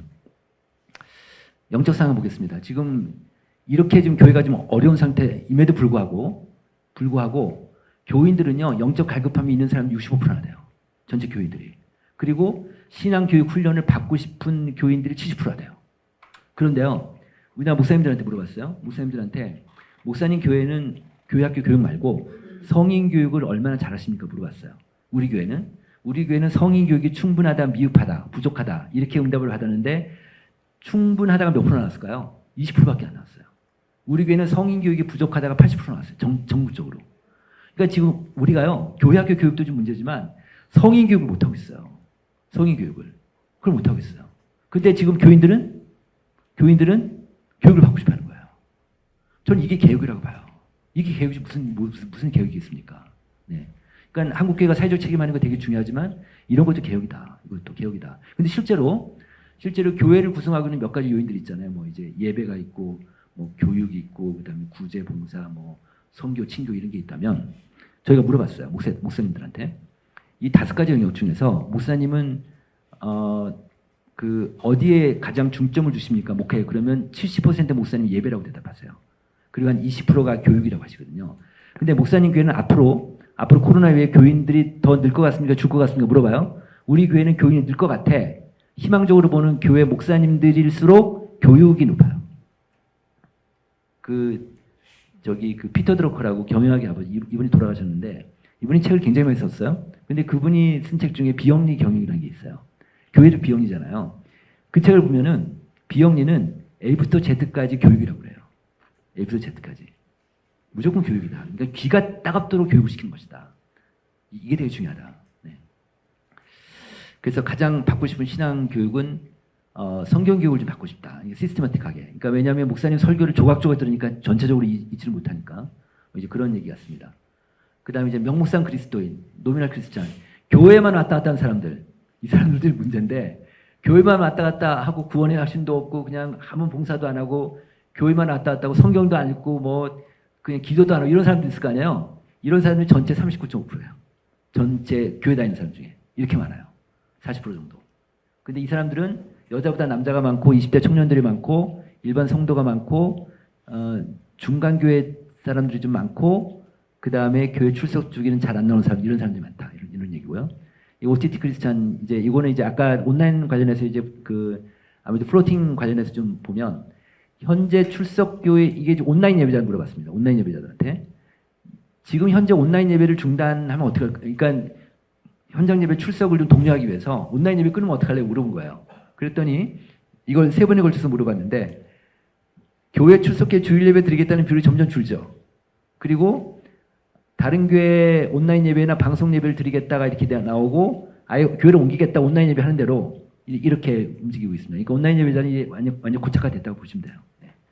그 다음에 자신에게 가장 적합한 예배가 뭐냐? 그랬더니 23년 5월달 데이터를 보면은 이 지난해 데이터입니다. 대면 예배가 높고 그 다음에 여기 보시면 이제 둘 다인 경우도 높아요.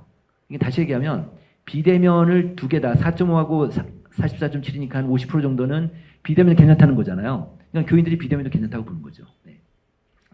그 다음에 온라인상에서 종교활동하는 게 편하냐 불편하냐? 편안하다 70% 정도 되고 있고. 그러니까 사람들이요. 그 현장 예배를 교회에서 계속 강조하고 있지만 온라인에 대해서 불편하진 않아요. 온라인에 대해서. 그런 생각을 좀 갖고 있죠. 그 다음에 온라인 활동 만족도도 이렇게 높아요. 86% 높고. 그 다음에 이건 아까 이제 저는 유정 박사님이 나오신지 몰랐어요. 그래서 글쎄 말이에요. 근데 제가 이제 그 트렌드 2024에서 이거를 기획을 해서 이 주제가 되게 중요하겠다. 저는 개인적으로 한국 교회가 이거 건드리지 않으면 반등하기 어렵다고 봤어요. 그래서 그 아무도 얘기 못 하니까 저는 이거 트렌드 책에 이 주제를 놓고 책 안 팔릴 수도 있겠다 생각하면서 했거든요. 그래서 근데 이 내용인데 간단하게만 말씀드릴게요. 어차피 저기 유 교수님이 그 많이 말씀하실 거니까 여기 보시면 국민일보하고 조사한 건데 저희가 그 내가 바라는 이상적인 교회 교인들한테 물어봤더니 예배 중심이고 기도 중심인 교회인 거예요. 교인들이 이런 생각을 하고 있는데 실제 한국 교회는 어떠냐 그랬더니 권위주의적이고 보수적이다 이렇게 응답을 해요. 그 다음에 전도 예배 중심이다. 그러니까 다시 얘기하면 나는 이런 교회를 원하지만 실제로 우리 교회는 이런 교회다 이렇게 보는 거예요. 그런데 그래서 다른 교회를 옮길 생각이 있냐 물어봤더니 생각한 적이 있다 한 30% 정도 됐는데 그 이유를 물어봤더니요. 설교가 은혜가 안 돼서가 제일 높아요. 이거는 당연해요. 이건 당연해요. 왜냐하면 교회 만족을 물어보잖아요. 만족 이유를 물어보면 설교예요. 가장 높아요. 불만족 이유도 설교예요. 그만큼 설교가 중요하죠. 그만큼 중요한 건데 그런데 두 번째가 권위주의적이고 비민주적이어서 교회를 옮기겠다는 거예요. 근데 이게요. 과거에 제가 지금 기독교 조사를 한 30년 넘게 했잖아요. 이렇게까지 이 응답이 앞으로 튀어나온 적이 없었어요. 이제는 이게 심각해졌구나. 이거 건드리지 않으면 안 되겠구나. 이런 생각이 든 거예요. 그래서 이게 그만큼 이제는 교인들 아주 기저에 저 안에 있는 것들이 점점 더 올라오고 있구나. 이런 생각이 좀 들었죠. 그래서 이걸 갖고 이제 교회 의사결정 프로세스에 대해서 좀 한번 물어본 거예요. 그래서 매우 그렇다는 응답인데 의사결정 교회 당회나 교회 리더들이 의사결정하는 게 만족하냐? 교인들한테 25%가 만족한다. 그 다음에 부서 의견을 반영한 게 34%밖에 안 되고 청년들은 청년 참여가 20%밖에 안 되고 청년들은 참 교회 안에서 청년들은 불쌍한데요. 청년들은 자기네를 어떻게 생각하냐? 우리는 동원용이다. 한 80% 나와요. 우리는 동원용이다. 그러니까 늘 교회에서 뭐 그냥 그 노력봉사에 되면 다 청년을 시키니까 교회 어른들이 청년을 보는 관점이 두 가지가 있어요. 하나는 뭐냐면 일을 시킬 때는 어른으로 생각해요. 근데 권한 줄 때는 애로 생각하는 거예요. 권한을 못 주는 거예요. 그래서 그러니까 하여튼 그래서 이렇게 약하고 그 다음에 성도 의견 수렴하는 거 30%밖에 안 되고 좋다 의사결정 했는데 그 과정을 우리하고 소통했냐 교인들하고 그것도 30%밖에 안 돼요. 그러니까 이걸 보면 교인들 뭐 교회에서는 이런 얘기 안 하겠죠. 안 하는데 실제로 물어보면 이렇게 약한 비율로 그러니까 이게 그 불만도가 아래 있는 거죠. 네. 그래서 지금 한국에서 그 사회문화가 지금 공정하고 소통하고 수평적으로 참여적으로 변화하고 있는데 이게 무슨 얘기냐면 대기업은 벌써 이렇게 가고 있고요. 저희가 중소기업인들 있잖아요. 중소기업의 근로자들하고 조사를 해보면 우리 회사는 공정하다. 우리 회사는 소통적이다. 우리 회사는 민주적이다. 우리 회사는 수평적이다. 이런 응답이 그렇지 않은 응답보다 더 높아요. 이제는 중소기업들도. 근데 일주일 내내 그렇게 사는 사람들이 일하다가 교회 오면 숨이 막히는 거예요. 이게 지금 아직도. 그래가지고 좀 이런 문제가 있어서 그래서 이제 그 거버넌스라는 말이 배를 조정하다 이런 뜻인데 배가 나가려면 선장 소수간인 그 선장 소수만 갈 수 있는 게 아니라 많은 사람이 다 같이 많은 사람의 힘이 필요한데 그러려면 이제 전체가 좀 협력하고 소통해야 되는 거 아니냐. 그래서 이 질문을 해봤습니다. 교회 의사결정기구에 각 세대별 대표자가 참여하는 게 필요하다라고 생각하는 교인들이 84%인 거예요. 이렇게 높여놨어요. 그러니까 설문조사니까 이게 각 세대별 대표자 참여가 높다 이렇게 나온 거죠. 그래가지고 그 구찌 회사가 유명한 기업 사례가 하나 있는데 구찌라는 명품 회사. 이 회사가 코로나 이후에 이제 굉장히 어려워져가지고 그래서 섀도우 커뮤니티라는 걸 만든 거예요. 이 섀도우 커뮤니티가 뭐냐면 30대 이하의 39살 이하의 임원회를 만든 거예요. 위원회를. 그래가지고 이제 임원회에서 어떤 의사결정을 하면 그걸 바로 실행하지 않고 얘네한테 내려보낸 거예요. 그게 얘네가 컨펌해야 되는 거야.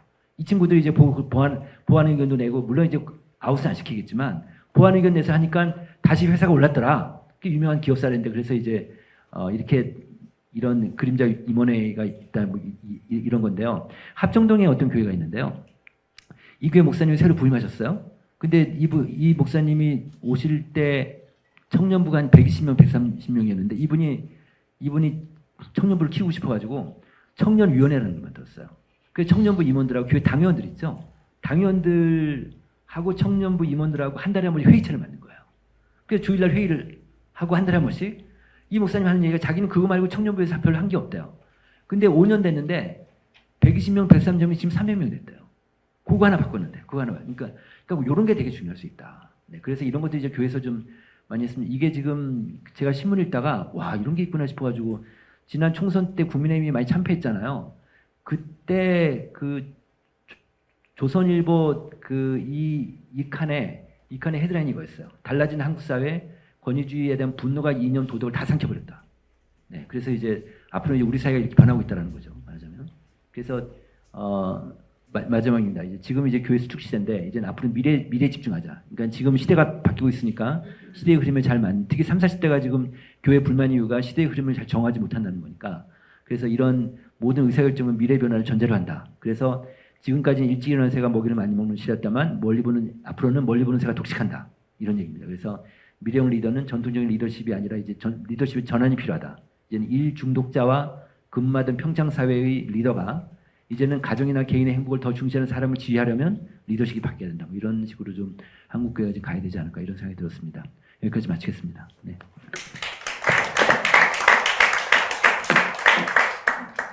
감사합니다.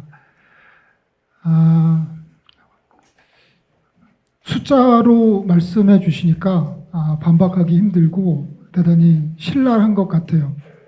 제가 이번 포럼을 기획할 때 아까 말씀드린 대로 우리 선배 교회개혁실천연대 선배 목사님들이 그동안 이렇게 주장으로 하던 이야기가 현실에 이렇게 숫자로 드러나는 모습들 보면서 앞으로 우리 개혁연대가 할 일이 많고 또 노력할 것이 많다는 그런 생각을 다시 한번 하게 됩니다.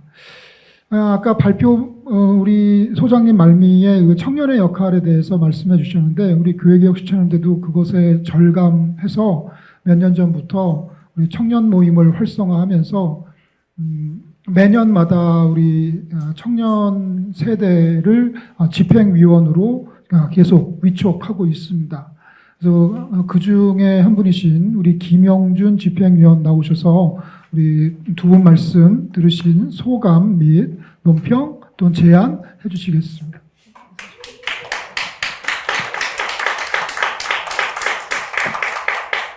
네, 저는 김영준이라고 하고요. 저는 사실 아까 지용 목사님은 어떤 전문가시고 그리고 또 목사님은 목회자시니까 뭐 제가 얘기하는 게 뭐 특별히 뭐 다르다거나 그렇게 생각하지는 않아요. 그러니까 뭐 새로운 것도 사실 없다고 생각하고 그냥 제가 좀 주관적으로 사실 이제 저도 교회 트렌드 한국 교회 트렌드 2024, 2023 사실 많이 읽었고요. 그냥 제가 생각하는 뭐 플로팅 크리스천에 대한 그런 소감이라든가 또 생각하는 한국교회가 무엇을 고민하는지 좀 나누는 시간을 좀 가졌으면 합니다. 그래서 저는 사실 플로팅 크리스천이라는 말을 들었을 때 이게 과연 부정적인 의미로만 있을까라는 생각을 조금 했어요. 그러니까 우리가 코로나 팬데믹 시기를 지나면서 사실 우리가 원했든 원치 않았든 사실 온라인 예배를 드려야 했고 현장 예배를 드릴 수 없었고요. 근데 반면에 그 가운데서 사실은 저는 되게 많은 그 유튜브나 혹은 뭐 팟캐스트 같은 데서 기독교에 관한 컨텐츠들은 되게 많이 늘었다고 생각을 했거든요. 그래서 사실은 그 아까 지용근 선생님께서 얘기해 주셨듯이 미디어가 되게 많이 올랐다고 사실 설명을 해주셨잖아요. 사실 거기에도 사실은 그게 사실은 되게 증명한다고 저는 사실 생각을 해요. 그래서 뭐 예를 들면 뭐 유튜브 채널을 얘기하기는 좀 그렇지만 보통 기존에 보통 온라인 예배만을 생각을 하는데 뭐 신학에 대한 뭐 관점을 얘기하는 컨텐츠라든가 그런 것들이 되게 많이 늘었고요. 그거를 사람들이 되게 많이 고민하고 있다는 것을 그거 많이 뭐 댓글 수라든가 아니 뭐 그런 뭐 말 그대로 미디어에서는 사실 조회수가 되게 중요하잖아요. 뭐 그런 것들을 많이 봤거든요. 저도 사실은 그런 거에 많이 동참을 하고 있고 저도 그런 것들 책으로 접하기보다는 책을 읽기 전에 미리 뭐 어떤 책을 소개해 주실 때 이런 거 책이 있고 이런 게 좋은 내용이다 하면 사실 그거를 보고 사실 책을 읽는 경우도 되게 많고요. 그래서 그런 것들을 좀 다양하게 기존에 우리가 접하지 못했던 신앙적인 욕구를 좀 충족하는 시간을 사실 다 많이 가질 수 있게 되었다고 사실 생각을 해요.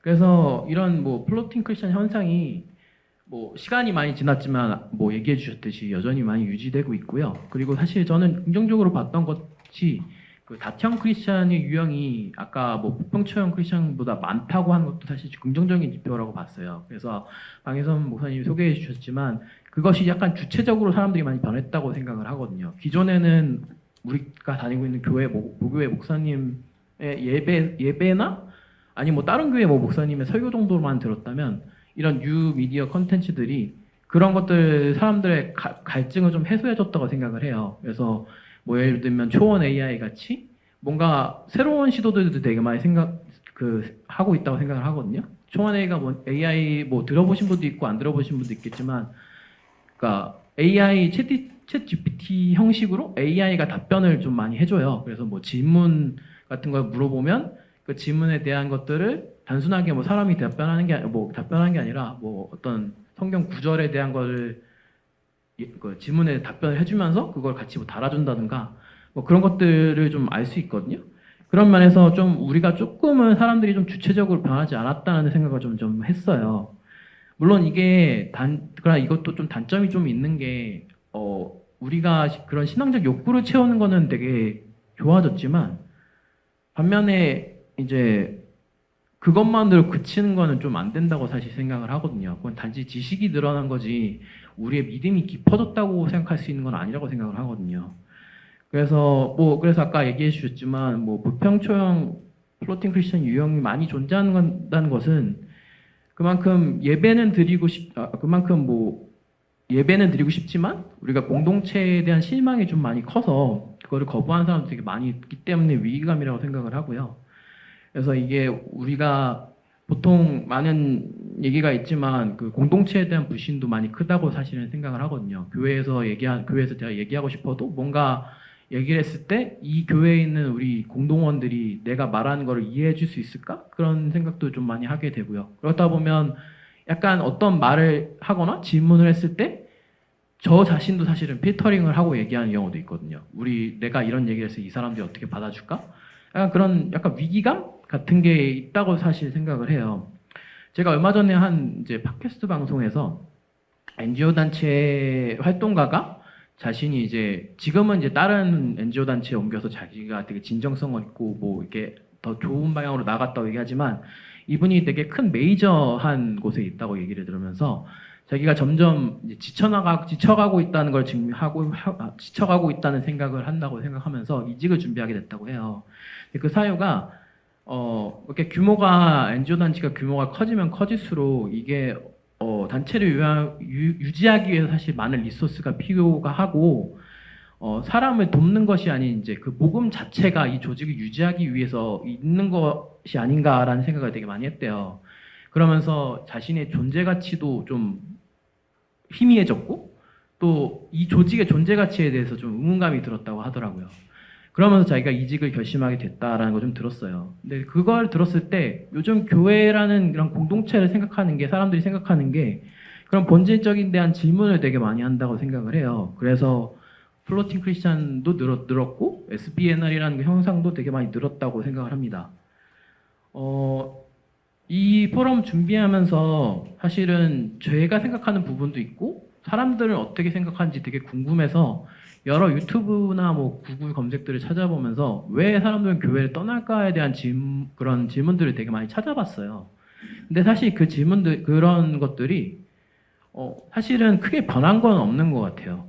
그래서 그것들을 뭐 요약을 한 게 제가 이 글에도 적어놨지만 뭐 헌신과 열정만을 강요하는 뭐 사역자, 뭐 당연시되는 봉사, 그리고 그 안에서 피로감, 그리고 또 다른 한 가지는 아까 조금 얘기하신 부분도 있겠지만 우리가 설교를 듣지만 우리 현실이 되게 괴리감이 있는 것도 분명히 존재를 하고 있고요.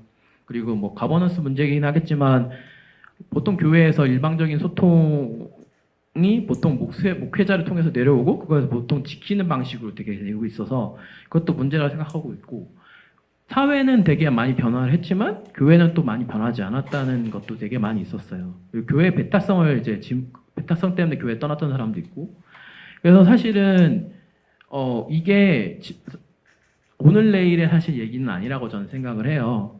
그래서 단지 예전에는 이런 얘기를 말로 꺼내지 않았고 질문하지 않았지만 이제 온라인 예배를 드리고 교회에 모이지 못하는 시간이 많아지면서 과연 교회의 본질은 무엇인가 하는 그 사람들의 양이 늘어났다고 사실 생각을 하거든요. 그래서 가나안 교인도 늘어가고 있고 또 그게 더 위기감으로 다가오는 것 같습니다.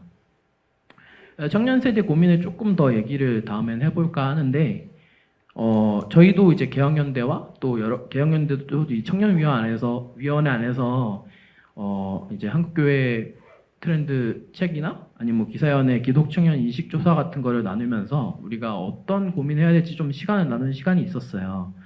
그래서 저희가 그것을 나누면서 들었던 것은 교회가 이제 고령화되고 사회도 고령화되면서 청년의 그 존재가 20대에 그치는 게 아니라 3040으로 많이 영역이 확대됐고요. 그리고 이들이 사실은 3040 20대에 사실은 예전에는 모든 게 다 끝나고 뭐 결혼도 하고 직장 갖는 시기가 20대였다면 지금은 사실 그 영역 그게 30대 초반부터 시작한다고 저는 생각을 하고요. 그러면서 되게 물질적인 가치가 되게 많이 중요시되고 되게 불안함이 항상 있는 것 같아요. 그런데 그 불안함이 어떻게 보면 인생의 전환기, 혼란기인데 그게 좀 더 뒤로 미뤄졌다라고 저는 생각을 하고 있고요. 그래서 또 기존 그래서 교회 모델에 자신들이 원하는 답변을 듣지 못하니까 되게 신뢰감을 많이 잃었다고 생각한 부분은 책에서도 설명을 했고 인식조사에서 많이 설명을 해줘서 그 부분은 되게 공감을 했어요. 하지만 또 한편으로는 이 3040 세대가 과연 교회를 나가지 않는다고 해서 이들이 또 신앙이 안 된다고 해서 뭐 온라인 교회 예배에 머무른다고 해서 이들이 신앙이 과연 약한가라는 생각은 좀 많이 했거든요. 뭐냐면 아까 지영구 소장님이 얘기했을 때 사람들이 생각하는 신앙생활이라는 게 예배 한정으로 예배 활동하는 거, 예배를 드리고 뭔가 교회에서 활동하는 게 나의 신앙이라고 생각하는 비중이 많기 때문에 내가 신앙이 떨어졌다고 사실 설명을 했잖아요. 근데 반면에 아까 미디어를 보는 사람들은 되게 많이 늘어났거든요. 그 얘기는 내가 주체적으로 무언가를 찾는 게 늘어났다는 거라고 저는 생각을 했어요. 그 주체성이 늘어났던 거는 뭔가 더 교회가 갖고 있는 본질적인 거를 질문을 하는 사람들이 늘어났다고 저는 생각을 하거든요. 그래서 과연 이들의 신앙이 정말로 낮은가라는 좀 질문은 좀 하고 싶었어요. 그래서 아까 예를 들면 교회 활동 자체는 되게 무관심해진 것 맞거든요. 그러니까 교회 예전 같으면 교회 몇 달에 한 번씩 예를 들면 교회 몇 달에 한 번씩 모여서 청소를 한다거나 이런 게 사실 나오는 사람만 나오지 잘 안 나오려고 한단 말이에요. 근데 사실 이들이 아까 연구 기사연의 인식조사나 이런 데서 물어봤을 때 이들이 기대하는 교회의 역할이라는 게 단지 성도의 내적 성장에 이루는 것보다 이 사회에 일어나서 우리도 함께하고 싶다는 그런 의지는 사실 다 갖고 있거든요. 그래서 뭐 우리가 뭐 예를 들어 재작년이죠 벌써 이태원 참사가 일어났을 때 청년들이 직접 모여서 어떤 그런 활동에 같이 연대해서 참가하기도 하고 뭐 그런 것들은 사실 교회를 다니든 교회를 다니지 않든 많이 있다고 생각을 하거든요. 그래서 그런 가치를 더 크게 둔다고 저는 생각을 해요. 아까 뭐 권위주의에 사실은 되게 도전해서 뭐 국민의힘이 뭐 졌다라는 얘기도 했지만 약간 그런 것들을 타파하는 것들에 대한 되게 많이 가치를 두고 있는데 교회에서 사실 그런 것들을 잘 해결해주지 못한다? 그런 것도 좀 있는 것 같고요. 그리고 우리가 본인이 되게 사실은 아까 얘기했지만 청년들이 되게 힘든 과정을 거치고 있잖아요. 뭐 경쟁사회도 있고 뭐 사실 부의 양극화 문제도 있고 그런 게 있는데 사실 본인 일상에 교회가 적절한 해답을 못 주는 것도 사실은 되게 크다고 생각을 해요. 그래서 그런 것들이 실망했기 때문에 불만이 큰 것뿐이지 실제로 이들이 신앙이 약하지는 않다고 생각을 합니다. 또 저희가 주목했던 거는 이제 아까 뭐 교회 거버넌스 얘기도 했지만 이 3040 세대를 되게 다음 세대라고 많이 얘기는 하고 있지만 실질적으로 이들에게 주체적으로 행동하는 거에 대한 제약은 여전히 많이 존재한다고 생각을 하거든요. 그래서 뭐 의사결정 체계라든가 그런 수평적인 것을 사실 이미 직장에서 많이 느끼고 있는데 아까 얘기해 주셨듯이 교회 안에서는 그런 목소리가 잘 전달되지 않는다는 것이죠. 그래서 뭐 사실 일꾼이라고 생각을 하지 뭐 주체적인 어른으로서는 사실 대접을 많이 못 받고 있다라는 건 저도 많이 공감을 했습니다. 그래서 사실은 이들이 뭐 교회 봉사활동이나 이런 거에 되게 헌신하지 않는다고 되게 우려하고 비난하기보다는 교회가 어떤 동기부여를 사실 줘야 된다고 생각을 하거든요. 왜 우리가 이런 활동을 하고 우리가 왜 모여야 하는지 그런 동기부여를 줬을 때 사람들이 많이 대응할 수 있다고 생각을 해요.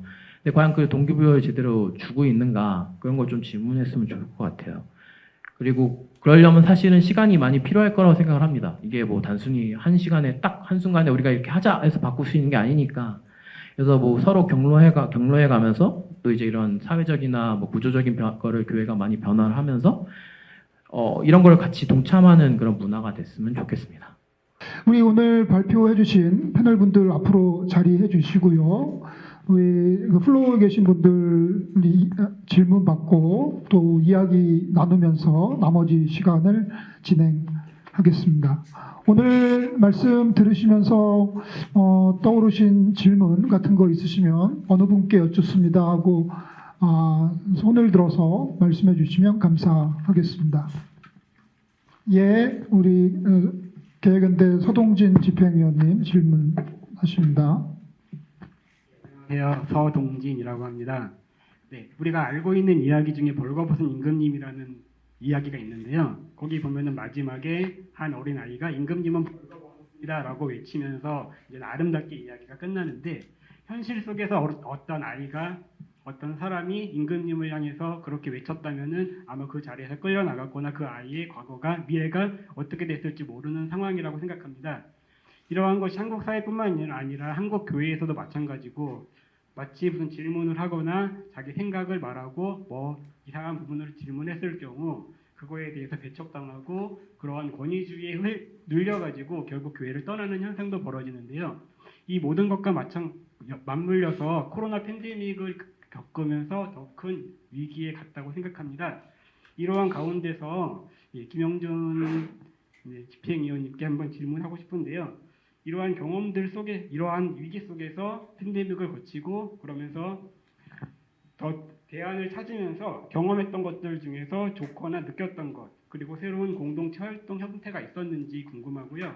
어떤 부분을 교회에 적용했으면 좋겠는지 한번 나누어 주셨으면 좋겠습니다. 예, 지금 우리 발제자분들이 지적해 주신 그 한국교회의 조금 부정적인 그런 권위적인 상황 속에서 좀 청년으로서 주체적으로 이런 걸 극복해 보려고 노력했던 시도들 궁금하신 것 같습니다. 말씀해 주시겠습니까?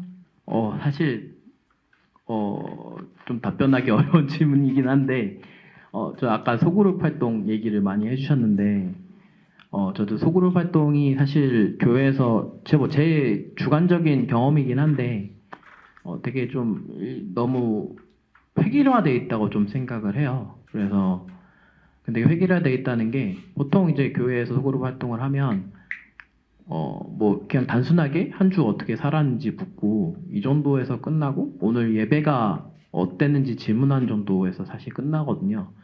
근데 이 사람들이 일주일에 한 번이나 뭐 많아봐야 한 번, 두 번 만나서 이렇게 얘기하는데 거기서 친밀감이 과연 생기는지에 대한 좀 의문감이 많이 들었어요. 그래서 우리가 뭔가 새로운 시도를 하려면 서로 일상을 많이 공유하는 공동체가 필요하다는 사실 생각을 했거든요. 그리고 그 영역이 단순히 오프라인에만 국한될 필요는 없다고 생각을 해요. 저 같은 경우도 사실은 교회 이외에서 활동들을 좀 하는데 예를 들면 저는 이제 회고 모임이란 걸 사실 시작을 하는데 그 회고 모임이라는 게 단순히 저의 회고를 적는 게 아니라 일주일에 한 번씩 글을 쓰고 그 글을 그 온라인에 있는 공간에 있는 사람들이랑 나누거든요. 나누면서 거기에 서로 댓글을 좀 강제적으로 달게 하는 시스템도 있어서 그런 거를 이제 같이 교류를 하다 보면 이 사람이 평소에 어떤 생각을 하고 사는지 많이 엿볼 수 있거든요. 그리고 저도 그 가운데서 도전받기도 하고 이 사람들이 교회를 다니지 않지만 되게 건강한 삶을 살려고 지향하고 있다. 뭐 소위 말하는 뭐 갓생러들 있잖아요. 그런 사람들이 사실 많이 모여 있는데 교회 안에서 그런 활동들이 좀 많이 늘어났으면 저는 한다는 바람이 있거든요. 또 그 안에는 또 약간 느슨한 연대라고 해서 뭐 교회개혁 트렌드 책에도 사실은 교회 트렌드 한국교회 트렌드에도 잠깐 이제 넘어가는 부분이 있었는데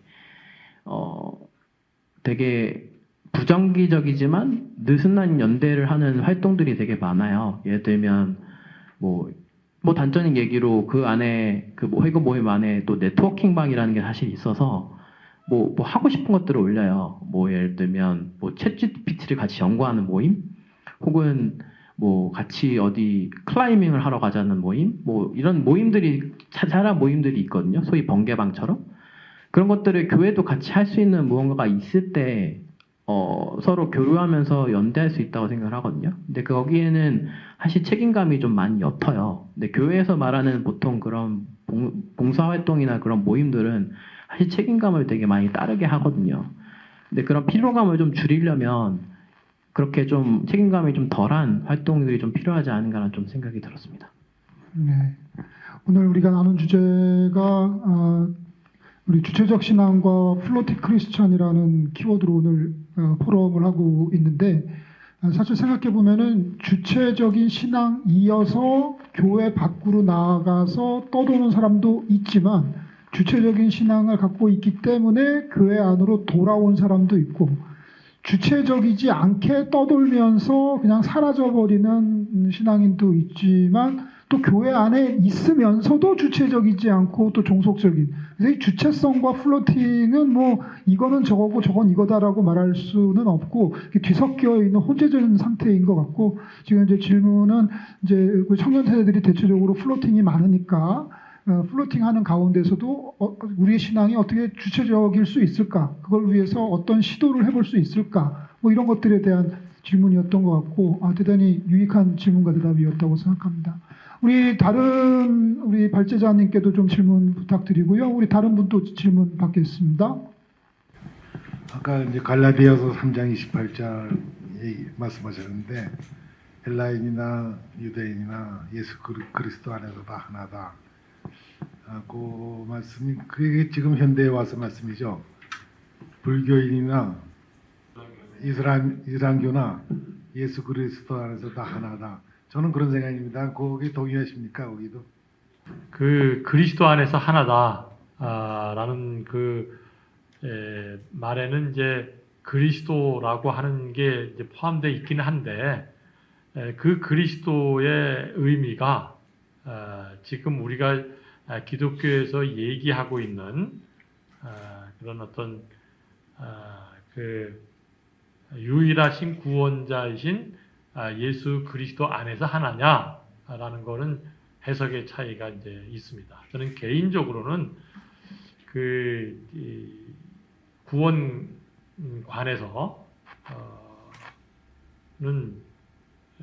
그 그리스도를 통한 하나님의 나라에 참여하는 것을 개인적으로는 있지만 그러나 최종적인 그런 하나님의 그 완성은 이 갈라디아서 3장 28절이 의미하고 있는 그리스도는 이 다른 차원일 것이다. 그렇게 생각을 하고 있습니다. 네. 개인적인. 어떻게 뭐 추가적으로 질문하시겠습니까? 네네 저는 그 예수 그리스도가 불교나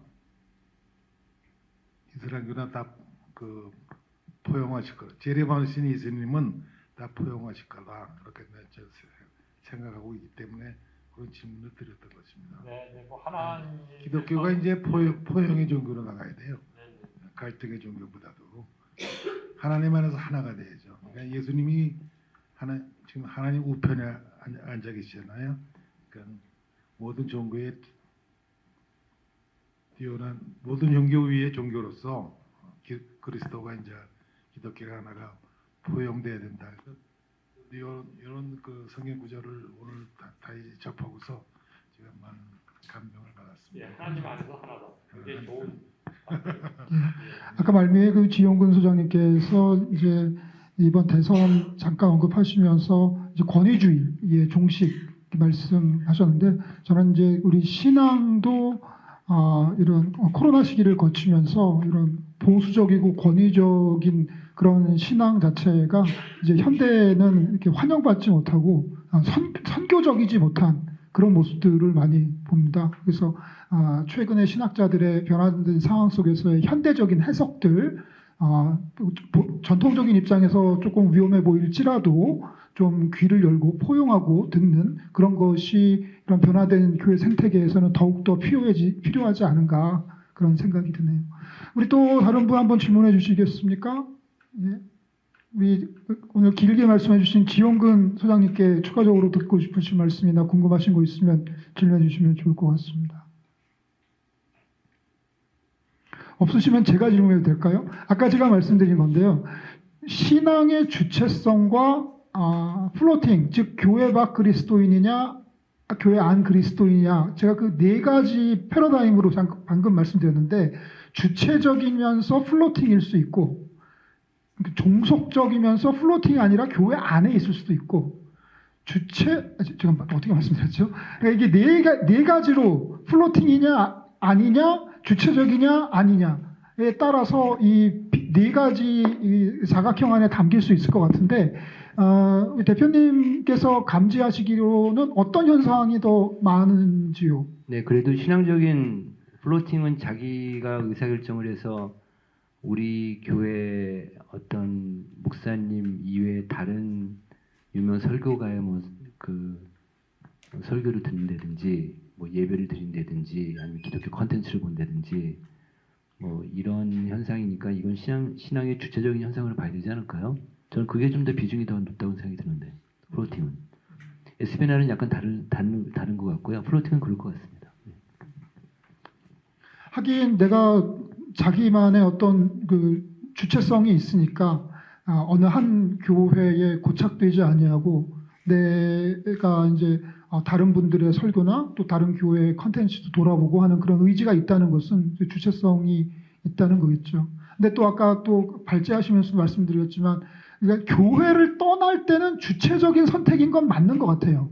그런데 그 주체적인 신앙이 계속 유지되지 아니하고 그냥 희석돼서 그냥 넌 크리스찬으로 신앙이 아예 잃어버리게 되는 그런 현상도 동시에 또 많지 않을까 뭐 이런 생각도 좀 네, 들긴 이거는 하거든요. 제가 꼭 하나 좀 말씀드리고 싶은 거 있는데 아까도 이제 말씀하셨지만 교회를 떠나는 사람들이 교회 불만들이 있어서 떠난다고 얘기를 하잖아요.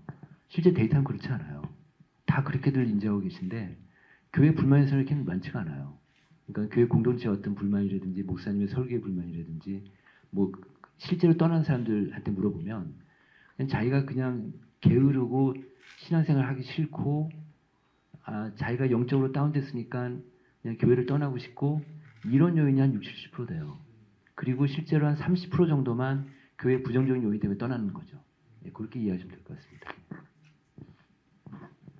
그 30% 정도가 교회 밖에서 뭔가 주체적인 활동을 하겠군요.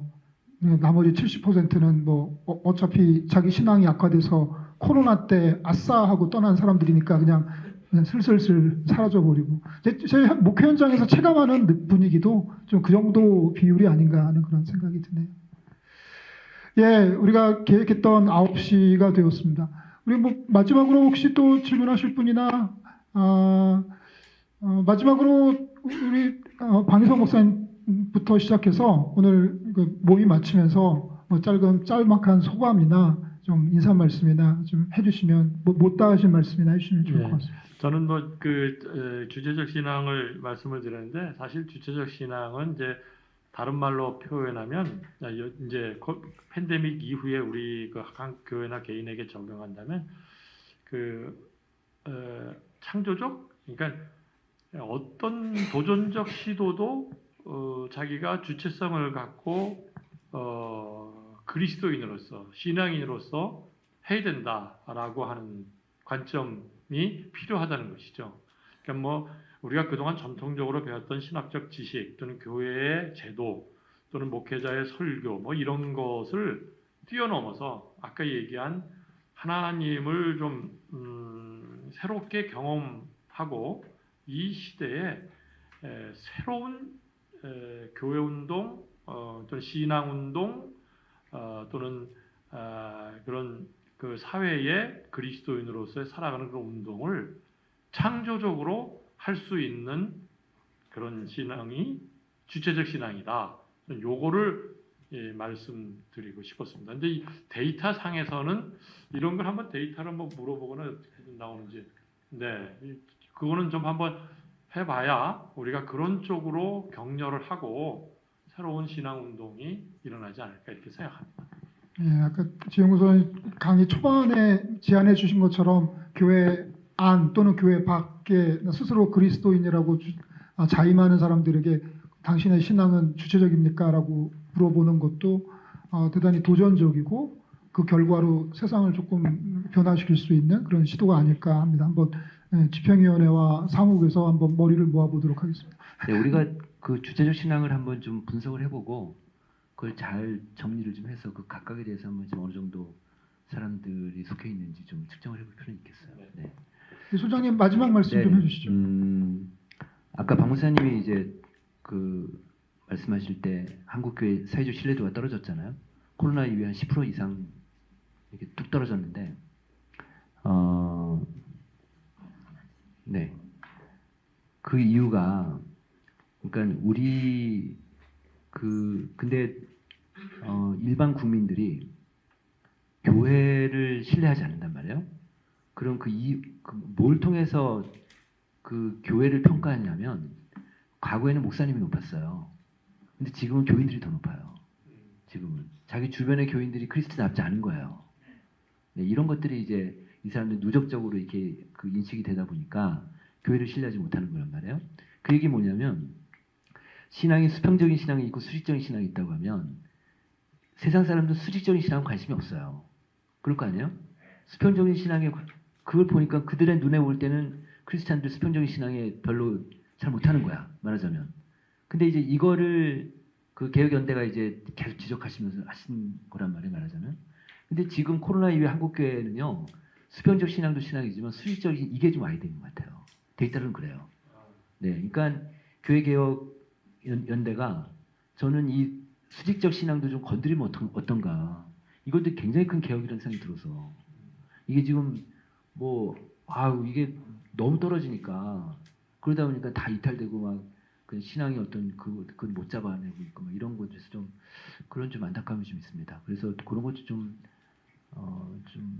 생각을 좀 해보시고 좀 뭐 그런 생각 좀 해봤고요. 어쨌든 그 오늘 제가 그냥 아까 그냥 생각나서 말씀드렸지만 개혁연대가 한국교회 어느 중심적인 역할 못하더라도 어떤 주변적으로 분명히 개혁연대가 우리를 백업해주고 있구나 또는 우리를 바로잡게 하는 그런 기관이구나 그런 주체구나라는 것을 인지시키려면 좀 데이터가 좀 필요하겠다.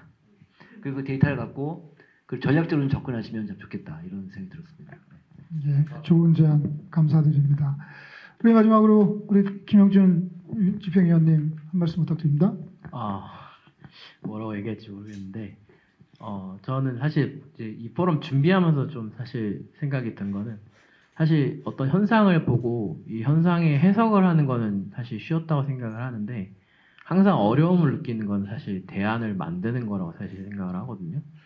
대안을 만드는 게 거기에 일단 또 이제 고민거리를 던질 수 있지만 좀 그런 게 어렵다는 생각이 좀 많이 들었습니다. 그래서 아까 수평적인 생활 얘기하셨는데 좀 그런 거에 많이 우리가 고민했으면 좋겠습니다. 감사합니다. 늦은 시간까지 자리에 함께 해주신 여러분 감사드립니다. 광고 드리면 다음 주 이 시간, 정확히 말하면 다음 주, 그러니까 며칠이죠? 20날, 6월 20날 목요일 저녁 7시 오늘과 동일하게 이 자리에서 그날은 제가 아니라 다른 공동대표께서 사회를 보시고 우리 백종국 교수님 그리고 류지성 교수님 아까 우리 진영근 소장님이 짤막하게 교회 거버넌스 말씀 언급해 주셨는데 그날은 거기를 아주 깊게 한번 들어가 보려고 합니다. 그 민주적 교회 운영에 대한 것이죠. 그리고 우리 또 청년 집행위원과 함께 오늘과 비슷한 구도로 한 번 더 대화 나누도록 하겠습니다.